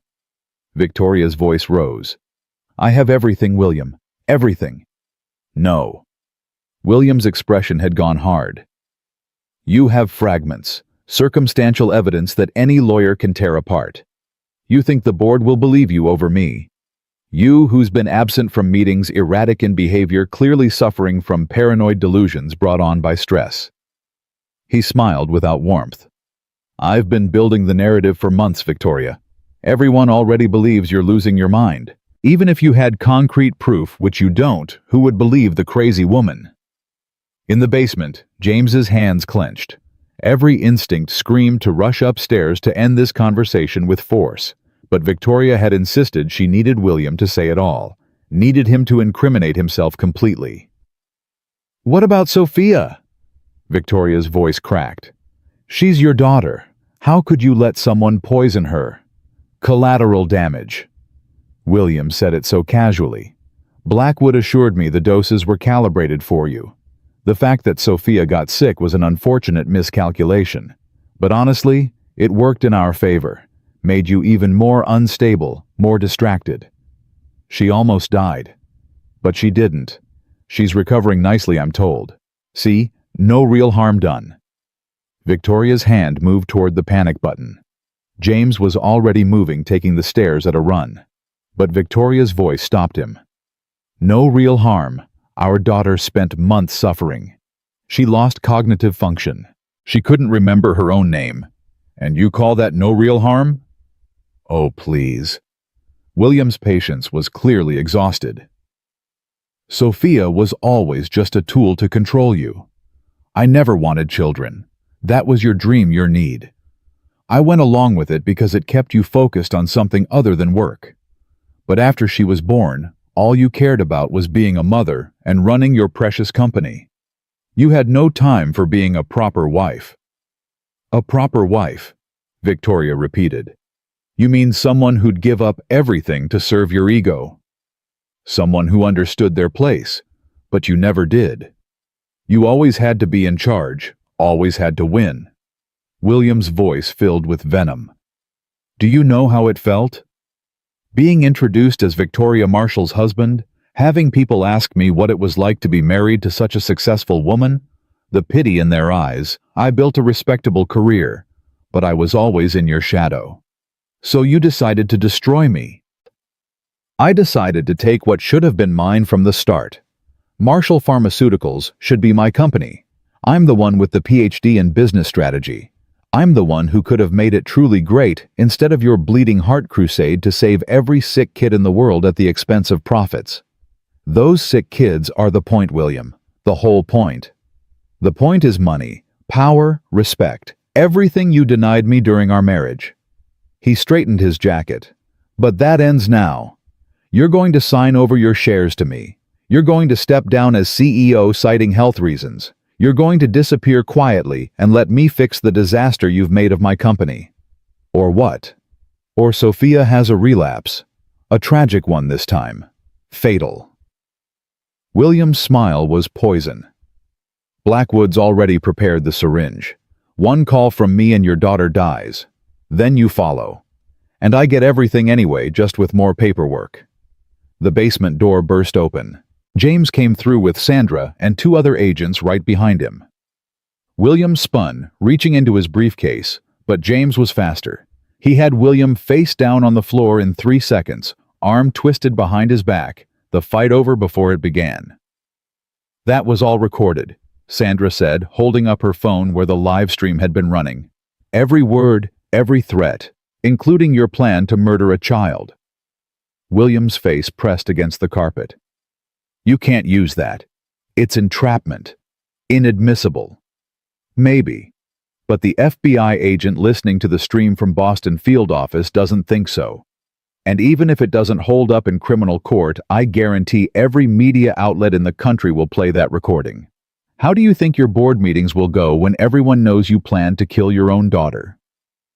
The color drained from William's face. Victoria, please. Be reasonable. We can work this out. No. Victoria's voice was firm. We're done working things out. You're done threatening my daughter. You're done threatening me. She looked at James. Get him out of my sight. Sandra's team hauled William up. He twisted against their grip, desperation replacing arrogance. You think you've won. There are others involved. People more powerful than me. They won't let this go. Then they can join you in federal prison, James said. Give Sandra their names. Maybe you'll get a reduced sentence. I want my lawyer. I'm not saying anything else without... Save it for booking. Sandra nodded to her team. Take him. After they dragged William out, still protesting, the house fell silent. Victoria stood frozen in the middle of the room, shaking. James approached carefully. You did it. It's over. Is it? Victoria looked at him with haunted eyes. He said there are others. What if he's telling the truth? What if this isn't finished? Then we'll deal with them too, together. James pulled her into his arms. She resisted for half a second, then collapsed against him, finally letting the tears come. I married that man, she sobbed. I had a child with him. How did I not see what he was? Because people like him are good at hiding it. That's not your fault. They stood like that for a long time, Victoria crying against James's shoulder while he held her and let her break.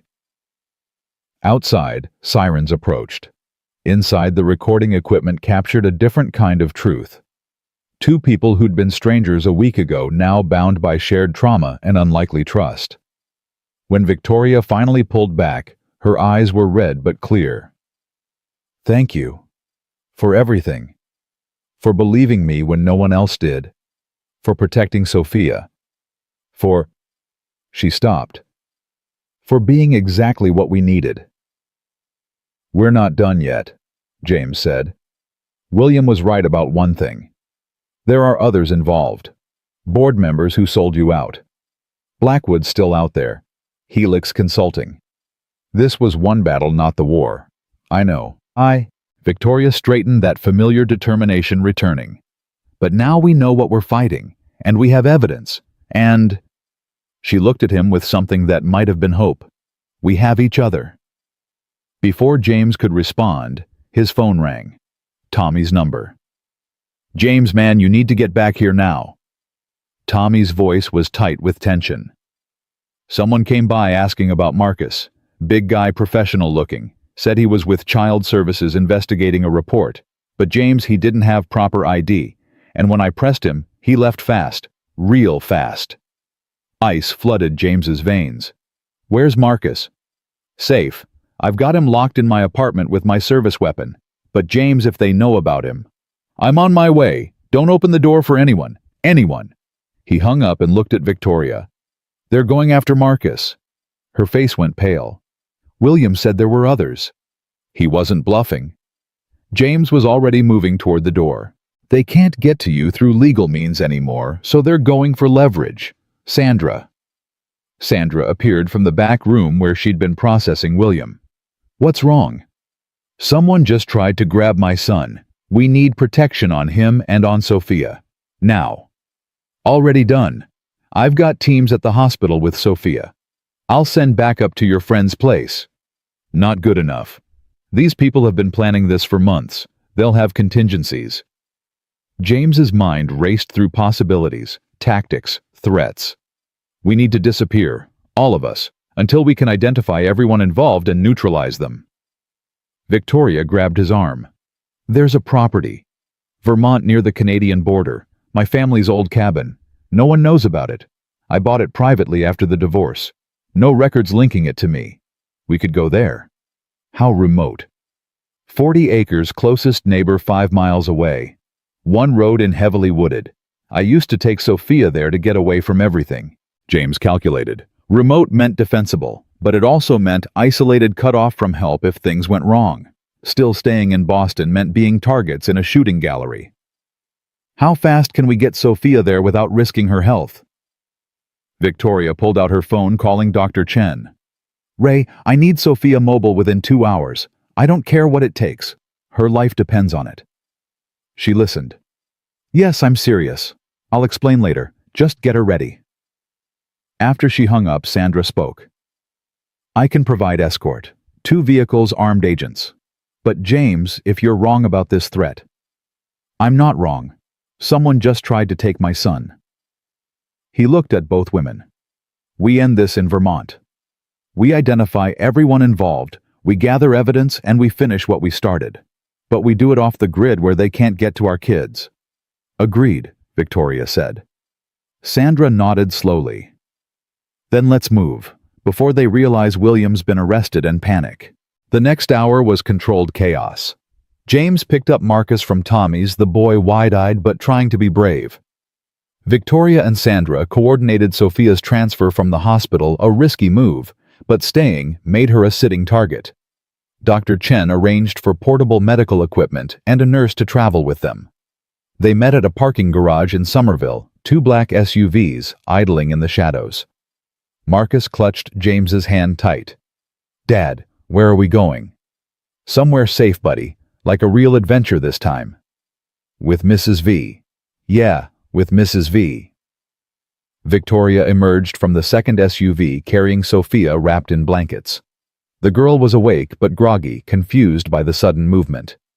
When she saw Marcus, though, her face brightened. "Hi." "Hi," Marcus said shyly. "I'm Marcus. Are you Sophia?" "Yeah. We're going on an adventure together. To keep the bad guys away." Sophia considered this. Despite everything she'd been through, she managed a small smile. "Okay, adventures are good." James watched the 2 children, his son and Victoria's daughter, both innocent victims of adult greed and violence. Something fierce and protective rose in his chest. These kids would be safe. Whatever it cost him, however far he had to go, they would be safe. Victoria met his eyes over the children's heads. She nodded once, a silent agreement. They loaded into the vehicles and pulled out into Boston traffic, heading north toward Vermont and whatever waited there. Behind them, the city faded into darkness. Ahead, uncertainty and danger, but also hope. Also the possibility of ending this nightmare once and for all. James Carter had spent 3 years hiding from his past, from his skills, from the warrior he'd been trained to be. But there was no more hiding, not when everything that mattered was on the line. The war had come to him whether he wanted it or not, and this time he was going to win. The drive north took 4 hours through darkening countryside. James rode in the lead vehicle with Marcus and 2 of Sandra's agents constantly checking the mirrors for tails. Behind them, Victoria's SUV carried Sophia the nurse and 3 more armed guards. They switched routes twice, doubled back once, and took a service road that added 30 minutes but ensured no one followed. Marcus fell asleep against James's shoulder somewhere past Concord, his small body finally surrendering to exhaustion. James envied him that ability to just shut down when the world got too heavy. His own mind wouldn't stop running scenarios, how many people were involved, what resources they had, how far they'd go to tie up loose ends. "You did 2 tours, right?" The agent driving a woman named Chen, who wasn't related to the doctor despite the same last name, glanced at him in the rearview mirror. "Iraq." "Yeah. My brother served, Marines, Ramadi 2006. She was quiet for a moment. "He didn't make it home." "I'm sorry. He used to say the worst part wasn't the combat. It was bringing it home with you. The hypervigilance, the inability to trust. He said it was like living in 2 worlds at once. The safe one everyone else sees, and the dangerous one you can't stop seeing underneath." She met his eyes in the mirror. "That what this feels like for you?" James looked at his sleeping son, then out at the dark woods rushing past. "Every day since I came home." "But you're doing it anyway, jumping back in. Not much choice when someone threatens your kid." "There's always a choice. You could have walked away, let the professionals handle it. Instead, you're driving into the woods with a billionaire and her dying daughter being hunted by people with serious resources." Chen's voice held respect, not judgment. "That's not instinct. That's character." James didn't know what to say to that, so he said nothing. But her words stayed with him as the miles rolled past and the GPS announced they were 30 minutes from the cabin. Victoria's property sat at the end of a dirt road that wound through thick pine forest. The cabin itself was larger than James expected. 3 bedrooms, a full kitchen, solar panels on the roof for off-grid power, propane for heat and cooking, a well for water. It was designed for long-term isolation, which made sense for someone who'd wanted a true escape. "I bought it 5 years ago," Victoria explained as they unloaded. "After William left. I needed somewhere that was just mine. Somewhere he'd never touched, never knew about. Sophia and I would come here for weekends, just the 2 of us." They got Sophia settled in the master bedroom where the nurse could monitor her vitals. The girl was awake now, asking questions in that direct way children have. "Are we hiding from bad people?" Victoria smoothed her daughter's hair. "We're staying safe while some problems get solved." "Is the janitor man going to solve them?" James, standing in the doorway, felt everyone's eyes turn to him. "I'm going to try." "Good." Sophia's voice was thin but determined. "I'm tired of being sick. I want to go home and play soccer again." "You will," Victoria promised. "Soon." After Sophia drifted off, the adults gathered in the main room. Sandra had stayed behind in Boston to coordinate with the FBI, but she'd sent her best people, Chen and her partner Rodriguez, in one vehicle, Davis and Martinez in the other. All former military, all experienced in protection details. "We need to talk about Endgame," Davis said. He was older, maybe 50, with the weathered look of someone who'd seen too much. "William Marshall's in custody, but that doesn't end this. The people backing him, the board members, Helix Consulting, whoever else they're still out there." "Sandra's working on identifying them," James said. "She's tracing financial records, communications, everything connected to the conspiracy." "How long will that take?" 48 to 72 hours for solid evidence." Rodriguez whistled low. "That's a long time to sit exposed out here. One road in means one road out. If they find us..." "They won't." Victoria's voice was firm. "No one knows about this place. I've kept it completely separate from my business life." "What about property records?" Martinez asked. "Satellite imagery. These people have resources. If they're motivated enough. The property's in a trust under my maiden name. Different county, different state. No digital trail connecting it to Marshall Pharmaceuticals or my current identity." Victoria looked at each of them. "I know it's not perfect, but it's the best chance we have to protect the kids while we build an airtight case." James appreciated that she said we, not "you protect us while I hide." She'd become a partner in this, not just a victim to be shielded. That mattered. "Okay," Davis said. "Then we set up proper security. I want motion sensors on the access road cameras covering all approaches. We establish a watch rotation, rules of engagement, evacuation protocols if this goes sideways." "I'll take first watch," James offered. "Negative. You've been running on fumes for days. Rodriguez and I will take tonight. You get some sleep." James wanted to argue, but his body was already betraying him. Muscles aching, eyes burning, exhaustion pulling at his bones. He'd been operating on adrenaline and coffee since this started. Eventually, the debt came due. Marcus was already asleep in one of the bedrooms, curled up with the stuffed rabbit he'd had since his mother died. James stood in the doorway, watching his son's chest rise and fall, steady and peaceful. Safe, at least for now. "He's a good kid." James turned. Victoria stood behind him, her own exhaustion evident in the shadows under her eyes. "Takes after his mother. She was the best person I ever knew." "Tell me about her." They moved to the living room, speaking quietly so as not to wake the children. James found himself talking about Angela, how they'd met at a community college where she was studying nursing, and he was using his GI Bill, how she'd laughed at his terrible jokes, how she'd held Marcus 5 minutes after he was born and cried with joy. How 3 years later, a drunk driver had stolen all of that in an instant. "She would have liked you," James said. "Angela always said I needed someone to push me out of my comfort zone. That I was too comfortable hiding. Is that what you were doing? Hiding? Yeah, from anything that reminded me of who I used to be, what I used to do. Cleaning floors let me be invisible, safe. After Angela died, invisible felt like all I could handle. You're not invisible anymore, Victoria said softly. No, I'm really not. He looked at her. What about you? What were you hiding from? Victoria was quiet for a long moment. Failure, I think. William used to say I couldn't accept being wrong about anything, that I had to win every argument, control every outcome. After he left, I told myself he was just intimidated by my success, but maybe he had a point. Maybe I was so focused on being strong, being capable, that I forgot how to just be human. You're human. Trust me. I've seen you break down enough times to know. Is that what this is? Breaking down? No, it's being real. There's a difference.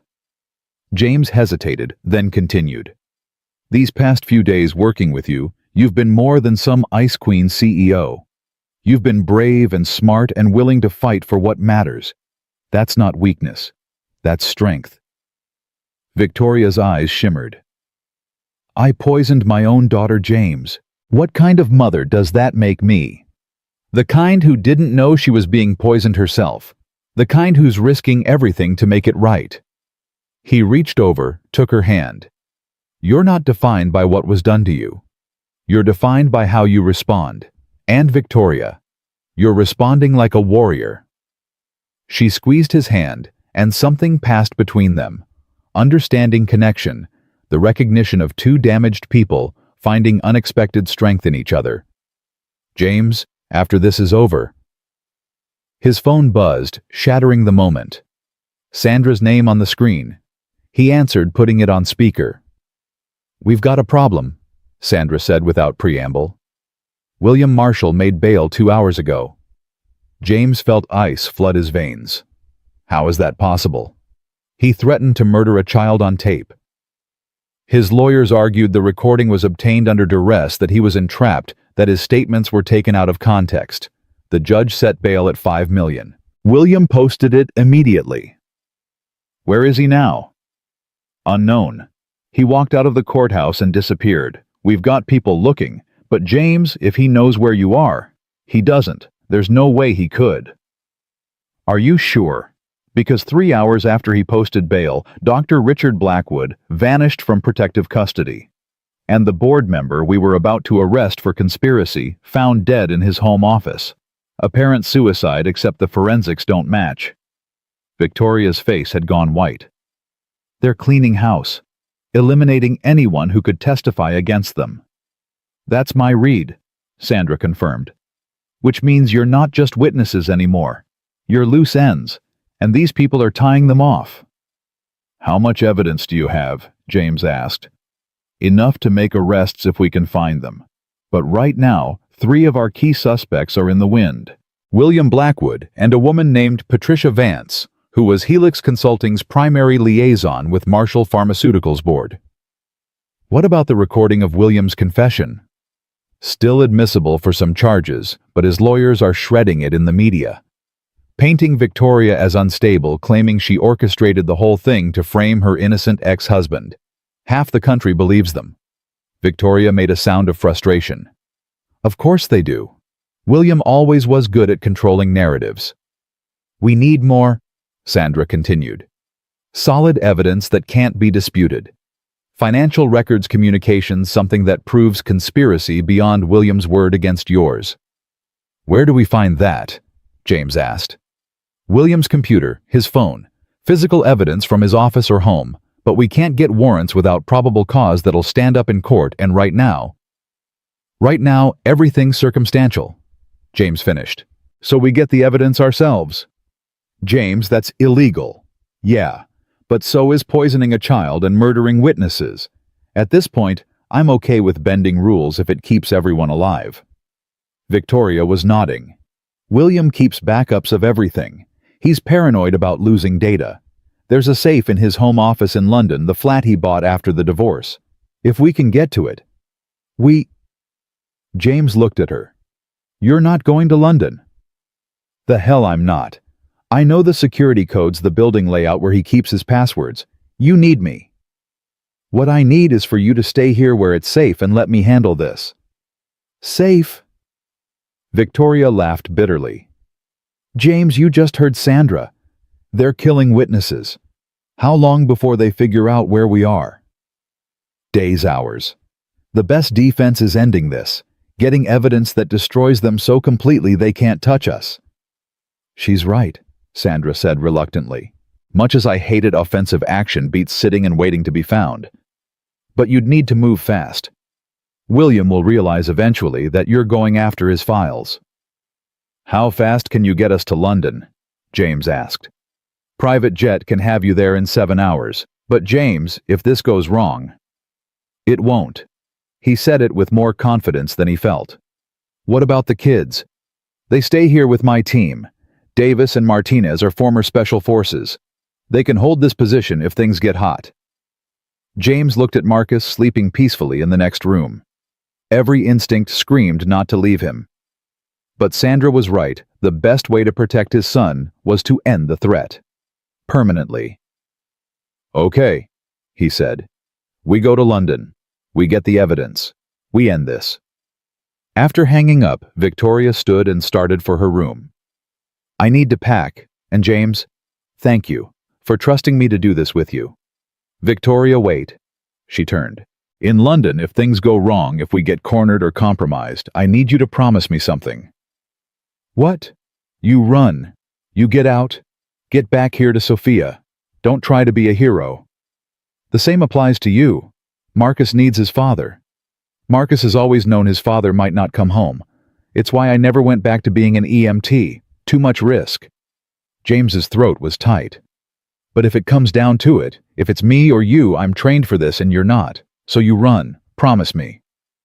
Victoria moved closer, and in the dim light of the cabin she looked younger somehow. Vulnerable in a way he'd never seen from the powerful CEO who commanded boardrooms. I promise. If you promise the same. Deal. They stood close enough that James could feel the warmth of her smell. Her perfume mixed with exhaustion and fear. For a moment, he thought about closing that last bit of distance about what it might mean. But this wasn't the time. There might never be a time. Get some rest, he said instead. We leave in 3 hours. The goodbyes were harder than James anticipated. Marcus clung to him suddenly, convinced that his father wouldn't return. You promised, the boy said, tears streaming. You promised you'd come back. And I will, always. But buddy, I need you to be brave while I'm gone. Can you do that? Marcus nodded against his chest. I'll protect Sophia, like you're protecting us. The simple faith in those words broke something in James. He pulled his son tight and whispered, I love you more than anything in this whole world. Remember that. Always remember that. Victoria's goodbye to Sophia was equally wrenching. The girl didn't cry, but held her mother's hand with desperate strength.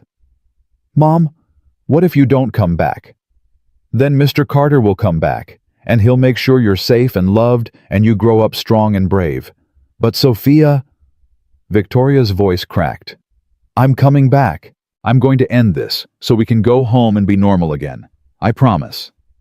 Davis pulled James aside as they prepared to leave. You know this is probably a trap, right? William posts. Bale disappears suddenly. There's evidence in London that needs retrieving. Could be he's trying to draw you out. I know. That's why we're going anyway. If it's a trap, we spring it and end this. If it's real, we get what we need. And if you don't come back... James looked at Marcus one more time. Then you get him and Sophia somewhere safe. Somewhere they can grow up without this hanging over them. That's all I ask. You've got my word. The private jet was small but functional. James had never flown in anything like it. Leather seats, actual legroom, a flight attendant who offered real food instead of peanuts. Victoria sat across from him, staring out the window as Boston fell away below them. Weird, isn't it? She said after they reached cruising altitude. A week ago I didn't know you existed. Now we're flying to London to burgle my ex-husband's apartment. Not the strangest week I've had, but it's up there. What was stranger? Fallujah 2011. Got separated from my unit during a firefight, ended up hiding in an abandoned house with 2 civilians and an insurgent who was also hiding.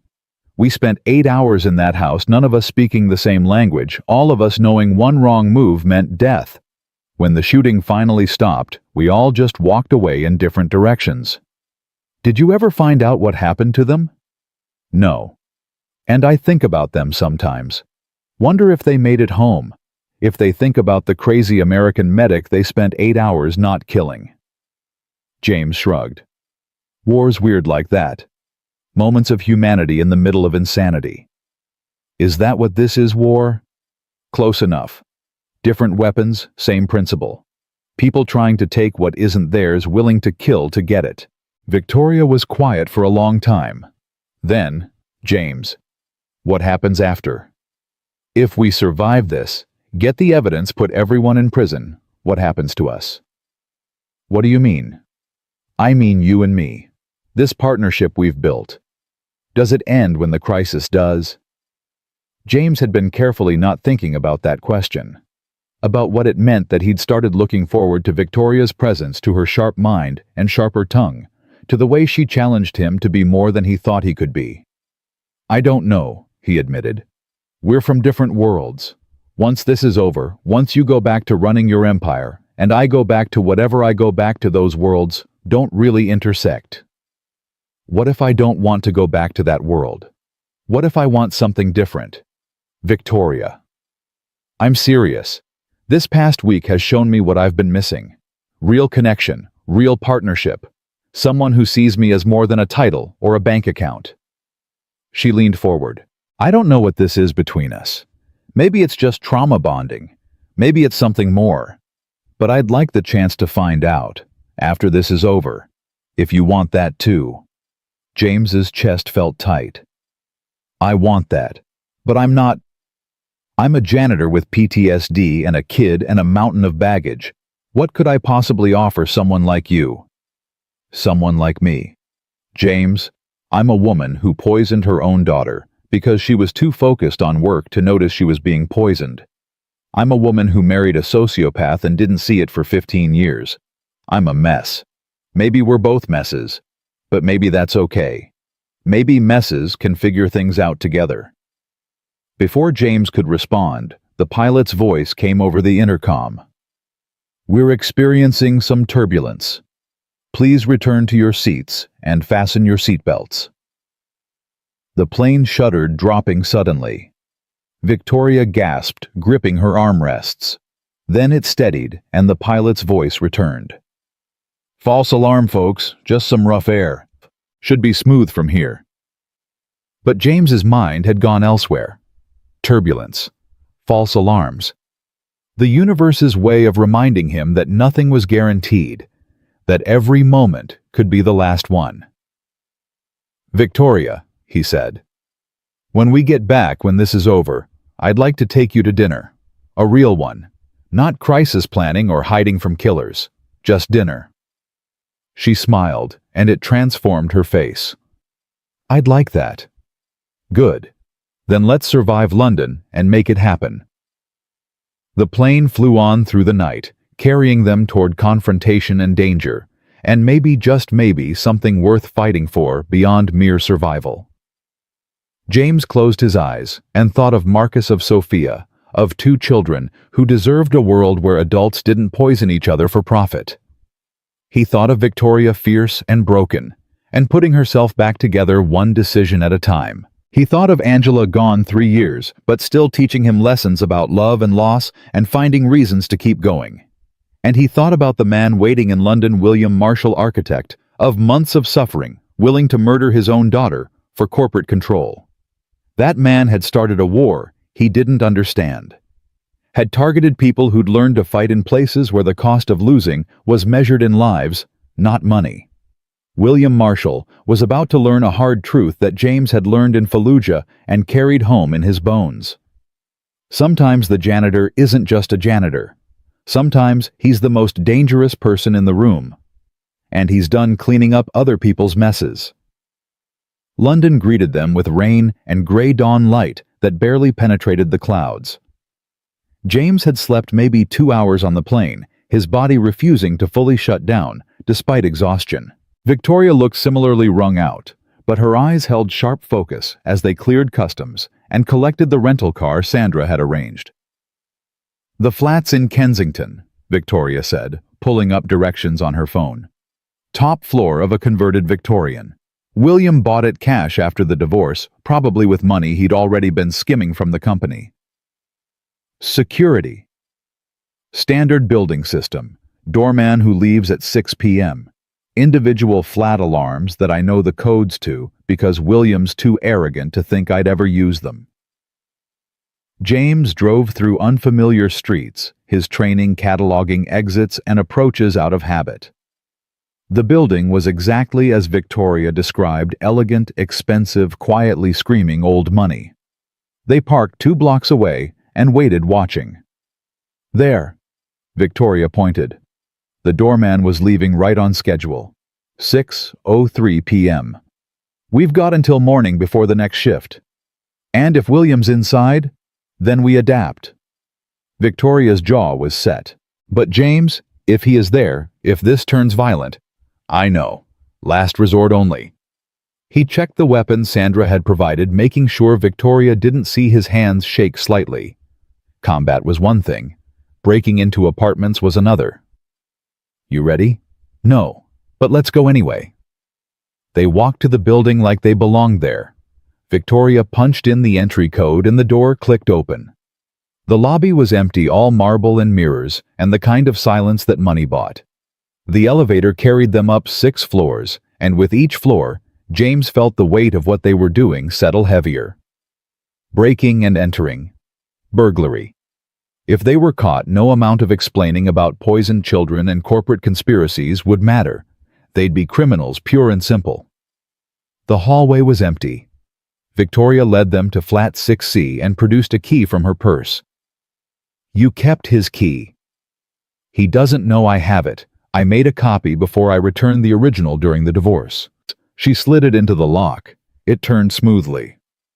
"William always underestimated me. That's going to be his downfall." The flat was dark and cold, clearly unoccupied.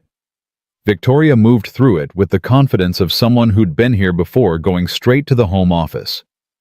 James followed his senses, screaming that something was wrong. Too easy. This was all too easy. The safe's behind this painting. Victoria swung aside an abstract piece that probably cost more than James's car. Behind it, a wall safe with an electronic keypad. "I know the combination. He uses the same one for everything our anniversary backward." She punched in numbers. The safe beeped and opened. Inside were file folders, USB drives, and a laptop. Victoria grabbed everything, stuffing it into the bag James carried. Her hands moved fast, efficient, but James noticed they were shaking. "Got it. Let's go." They'd almost reached the door when James heard it. The elevator. Coming up. "Someone's coming." Victoria froze. "William?" "Don't know. Bathroom. Now." They ducked into the bathroom just as the front door opened.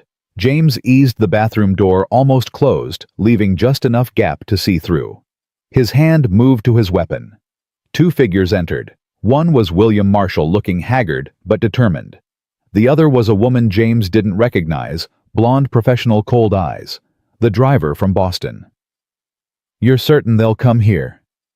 the woman asked. British accent, clipped and precise. "Where else would they go? Victoria knows I keep everything on these systems. She thinks she's clever coming to London while I'm supposedly in the wind." William moved to pour himself a scotch. "Patricia, how long until your people arrive?" 20 minutes. They'll handle Carter.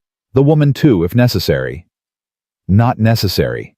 I want Victoria alive. She needs to sign the papers transferring her shares before we kill her."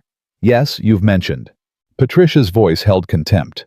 "Honestly, William, this entire operation has been a disaster. Months of planning, thousands in bribes and contractors, and you still couldn't manage to kill one woman and her brat." "Sophia's condition was unpredictable," Blackwood assured me. "Blackwood's dead, suicide officially. Personally, I made sure of it. One less loose end. Patricia checked her watch. The question now is cleaning up this mess. Carter's more capable than anticipated. Former military combat experience. He won't go quietly. Then make sure your people don't give him a choice. In the bathroom, James's blood ran ice cold. They'd walked into exactly the trap Davis had warned about. And in 20 minutes, professional killers would arrive to finish what the poisoning had started. Victoria's face had gone white. James leaned close and whispered directly into her ear. "Fire escape." She nodded, pointing toward the bedroom. James eased the bathroom door shut and locked it, buying seconds. Then they moved to the bedroom window, quick and quiet. The fire escape was rusted, but functional. "Go," James whispered. "I'm right behind you." Victoria climbed out, moving faster than he'd expected. James followed just as shouting erupted from inside the flat. "They're gone. The safe's empty. Find them." Patricia's voice sharp as knives. "They can't have gotten far." James and Victoria descended the fire escape, feet clanging on metal. Above them, William's face appeared at the window, rage twisting his features. "You can't run, Victoria. I'll find you. I'll find both of you, and I'll make you watch each other die." They hit the alley and ran. James grabbed Victoria's hand, pulling her through narrow passages between buildings. Behind them, footsteps and voices. Ahead, the maze of London streets that James didn't know. "This way." Victoria pulled him left, then right. She knew the area better than he'd expected. They burst onto a busier street, immediately slowing to a walk, trying to blend with the evening crowd. "Keep moving. Don't look back." James's training kicked in, scanning for threats. "Where's the nearest tube station?" 2 blocks. But James, they'll expect that. Which is why we're not taking it.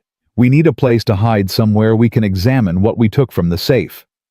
Victoria thought fast. "There's a hotel, the Milestone. I used to stay there during business trips before William and I married. Staff might remember me." It was a risk, but everything was a risk now. They walked quickly, but not frantically. 2 more tourists in a city full of them. James kept his hand near his weapon, ready for the attack he knew was coming. The Milestone was exactly the kind of establishment Victoria would use, discreet, expensive, the kind of place where staff were paid to not ask questions. The woman at the desk did indeed remember Mrs. Marshall. "Of course, Mrs. Marshall. Lovely to see you again. Will you be needing a suite?" "Just a room, 1 night, and I'd prefer complete privacy." "Naturally." The woman didn't even blink at Victoria's lack of luggage or disheveled appearance. "Room 412 is available. Very quiet, excellent views." Once inside the room, James finally let himself breathe. They'd made it. For now. Victoria dumped the contents of the bag onto the bed. Files drives the laptop. "We need to go through all of this. Find something concrete." "You do that. I'm calling Sandra." James pulled out his phone. No signal. He tried again. Nothing. "That's not good." "What's wrong?" "My phone's dead. Not battery, completely dead. Like it's been remotely disabled." He checked Victoria's. Same thing. "They're jamming us. Or they've hacked our devices. Either way, we're cut off." Victoria's face showed the first real fear James had seen since Boston. "They can track these phones. If they're hacked, they already know we're here, or they will soon." James moved to the window, checking angles and exits. "We've got maybe an hour before they narrow down our location. Less if they're good." "Then I work fast." Victoria opened the laptop, her fingers flying over keys. "This is William's personal machine. If there's evidence of the conspiracy, it's here." While she worked, James did what he'd been trained to do: prepare for battle. He checked the room's layout, identified cover positions, calculated angles of fire. The door was the obvious entry point, but there was a connecting door to the next room and a window that opened onto a narrow ledge. "James," Victoria's voice was tight. "I found something. Emails between William and Patricia Vance going back 18 months. They're detailed. Everything the plan to poison me through the coffee, using Sophia's illness to make me vulnerable, bribing board members, falsifying financial records to justify forcing me out. Is it enough? It's everything. Bank transactions, names, dates. This is conspiracy to commit murder, corporate fraud, racketeering. With these files, the FBI can arrest everyone involved. Then we copy everything to multiple drives and get it to Sandra. With what phones? Victoria's frustration boiled over. We're stuck in this hotel with evidence that could destroy them and no way to communicate with anyone. James was about to respond when he heard it. Footsteps in the hallway. Too many of them, moving too purposefully. They're here. He grabbed Victoria, pulling her into the bathroom. Stay down. No matter what happens, you stay down and you protect those files. That's the mission now. James. Promise me. I promise. The hotel room door exploded inward. 3 men entered, weapons drawn, moving with professional precision. James recognized the type: private military contractors, former special forces, the kind of mercenaries who worked for people like Patricia Vance. He fired from the bathroom doorway 2 quick shots that dropped the first man. The other 2 scattered, returning fire. Bullets punched through walls, shattered the mirror, tore apart the expensive furniture. James moved, combat instincts taking over completely. He wasn't thinking anymore, just reacting. Slide left, fire. Drop behind the bed, fire again. The second contractor went down. The third was better, finding cover and laying down, suppressing fire. Carter. Patricia Vance's voice from the hallway. You're outnumbered and outgunned. Surrender the laptop and Victoria Marshall, and you walk away alive. Not happening, James shouted back, reloading. Then you die here. Your choice. The third contractor tried to flank, coming through the connecting door. James was ready, catching him with 2 shots center mass. The man went down hard. Silence fell, broken only by James's harsh breathing and the sound of sirens in the distance. Someone had called the police. Good. You just killed 3 of my best people. Patricia's voice held rage now, not calculation. I'm going to enjoy watching William torture you before you die. Come in and try it yourself, James called back. But he was calculating. 3 rounds left in his magazine, 1 spare mag. Against however many more contractors Patricia had in the hallway, those odds weren't good. Victoria appeared beside him, and his heart stopped. I told you to stay down. I'm not hiding while you die for me. She held up a USB drive. I copied everything to this. If we don't make it, at least someone will find it eventually. We're making it. James said it with certainty he didn't feel. When the police arrive, Patricia will have to pull back. We just need to hold until then. James, there's something I need to say. In case... Don't. His voice was rough. Don't do the goodbye speech. We're both walking out of here. I love you. She said it simply, directly. I know it's insane. We've known each other a week, but I love you. And I needed you to know before... James kissed her. Quick and fierce and desperate. I love you too. Now get back in that bathroom and let me do my job. More footsteps. More contractors entering the room. James fired, conserving ammunition, making every shot count. But they kept coming, and his magazine was almost empty. This was it. The moment when training wasn't enough, when determination couldn't overcome numbers. James thought of Marcus, of the promise he'd made to come home. Thought of Sophia, recovering in Vermont, waiting for her mother. He thought of Angela, gone 3 years, and wondered if he'd see her soon. Then the window exploded inward and men in tactical gear poured through, but these ones had "police" stenciled on their vests in fluorescent letters. Someone had called in more than just local bobbies. This was Metropolitan Police Service Armed Response Unit, the kind that didn't mess around. Drop your weapons. Everyone on the ground now. The contractors froze, caught between James and the police. Patricia Vance tried to run, but officers grabbed her in the hallway. Within seconds it was over. James lowered his weapon slowly, hands visible, letting the police secure him. They zip-tied his wrists, but their leader, a sergeant with gray hair and steady eyes, looked at the dead contractors, and then at James. "You, James Carter?" "Yeah." "Got a call from someone named Sandra Torres, FBI liaison. Said you'd be here, said you'd need extraction." The sergeant looked at Victoria, who was emerging from the bathroom, hands up. "You must be Mrs. Marshall." "I am. And I have evidence of—" "Save it for the station, ma'am. Right now we're getting you both somewhere safe." He nodded to his team. "Move them. Separate vehicles, lights and sirens. Let's not give anyone else a chance to take shots at our witnesses."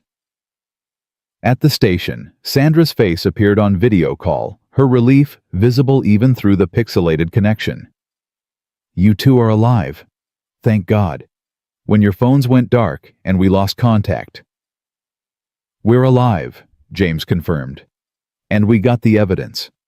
Everything. Financial records, emails, confessions. It's all here. Upload it to our secure server, now, before anyone else tries to destroy it." While Victoria worked on the upload, James asked, "What about the kids? Are Marcus and Sophia?" "Safe. Davis called in 30 minutes ago. No attempts on the cabin. They're secured and protected." The relief was overwhelming. James had to sit down his legs, suddenly unable to support him. They'd done it. Against impossible odds, they'd actually done it. "William Marshall and Patricia Vance are in custody," the sergeant reported, "along with 4 contractors who survived the hotel incident. They're all lawyering up, but with the evidence Mrs. Marshall provided, it won't matter." "Dr. Blackwood?" Victoria asked. "Confirmed suicide," Sandra said. "But we found his personal files. He kept records of everything, insurance, he called it. More evidence of the conspiracy. Victoria, we've identified 12 people involved in this, including 4 of your board members. They're all being arrested as we speak." Victoria's hand found James's. He squeezed back, neither of them speaking. There were no words for what they were feeling. Relief, exhaustion, grief for what had been lost, hope for what might be saved. "There's a plane waiting to take you home," Sandra continued. "But the Met wants statements first. Could be a few hours." "We'll give them whatever they need," James said. The sun was rising over London by the time they finished at the station. James and Victoria walked out into morning light, free for the first time in what felt like years, but had only been 8 days. 8 days that had changed everything. "We should get to the airport," Victoria said, but she didn't move. Neither did James. "I meant what I said," he told her. "In the hotel. I love you." "I meant it too. But James, I need you to understand something. This week, this nightmare, it's not normal life. When we go back to Boston, when things settle down, we might find that what we feel now doesn't translate. That we were just 2 people in crisis who— Stop." James turned to face her fully. "I know the difference between trauma bonding and real connection. What we have isn't about the crisis. It's about who you are, stubborn and brilliant and brave enough to face your worst fears. It's about how you make me want to be better than I am. How you see me as more than just a janitor with a broken past. You were never just a janitor. I was hiding. You made me stop hiding. You made me remember who I could be when I stopped being afraid." He took her hands. "So when we get home, when life gets normal and boring, I want to see where this goes. If you do." Victoria's eyes filled with tears, the good kind finally. "I want to see where this goes." "Then that's what we'll do, together." The flight home felt different from the flight out, lighter somehow despite the exhaustion. They slept for most of it, Victoria's head on James's shoulder, his arm around her. When they landed in Vermont, Sandra was waiting with Davis and the children. Marcus saw James and ran, hitting him at full speed. "Dad, you came back. You promised, and you came back." James held his son tight, breathing in the smell of his shampoo and kid sweat and pure relief. "Always, buddy. Always." Sophia was awake and sitting up, color in her cheeks, for the first time since James had met her.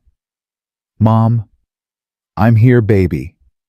Victoria knelt beside her daughter's wheelchair. "It's over. It's finally over. Can we go home? Soon. Very soon." That evening in the cabin with everyone safe, James watched Marcus and Sophia playing a board game. The two children who'd been strangers a week ago now moved with the easy comfort of siblings. Sophia was teaching Marcus chess. Marcus was making her laugh with terrible jokes. "They're good together," Victoria said, coming to stand beside him. "Yeah, they are." "James, about that dinner you mentioned. The real one, not crisis planning." "Still interested?" "Very. But I was thinking, what if instead of dinner we did something more casual? You, me, the kids. Maybe pizza and a movie. Let them get used to the idea of us as whatever we're becoming." "I like that idea." "Good. Because I hope we might be becoming a family. Not immediately, not rushing, but eventually." She looked at him. "Is that crazy?" "Probably. But after this week, crazy seems pretty normal." Marcus looked up from the game. "Dad, can Sophia come stay with us sometime when she's all better?" "I think that could be arranged." "Cool." Marcus went back to the game, accepting this new reality with the flexibility of childhood. Sophia met James's eyes over the board. "Thank you for saving my mom, and for helping save me." "You're welcome, kiddo." "Are you going to marry her?" The question came from nowhere, direct and innocent.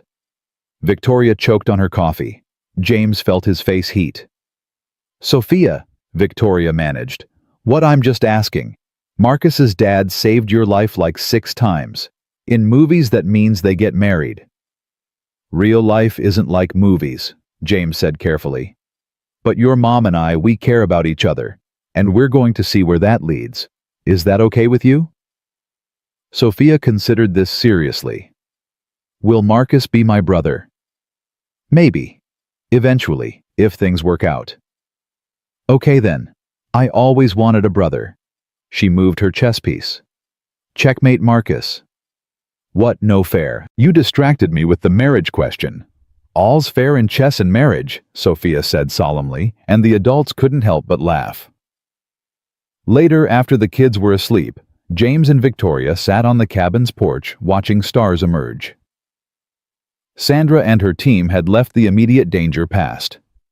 Tomorrow, they'd return to Boston to police statements and legal proceedings, and rebuilding their lives. But tonight, they had this moment of peace. "I never thanked you properly," Victoria said. "For everything. You didn't have to get involved. You could have walked away after that first night." "No, I couldn't. Not once I knew what was happening." "Why?"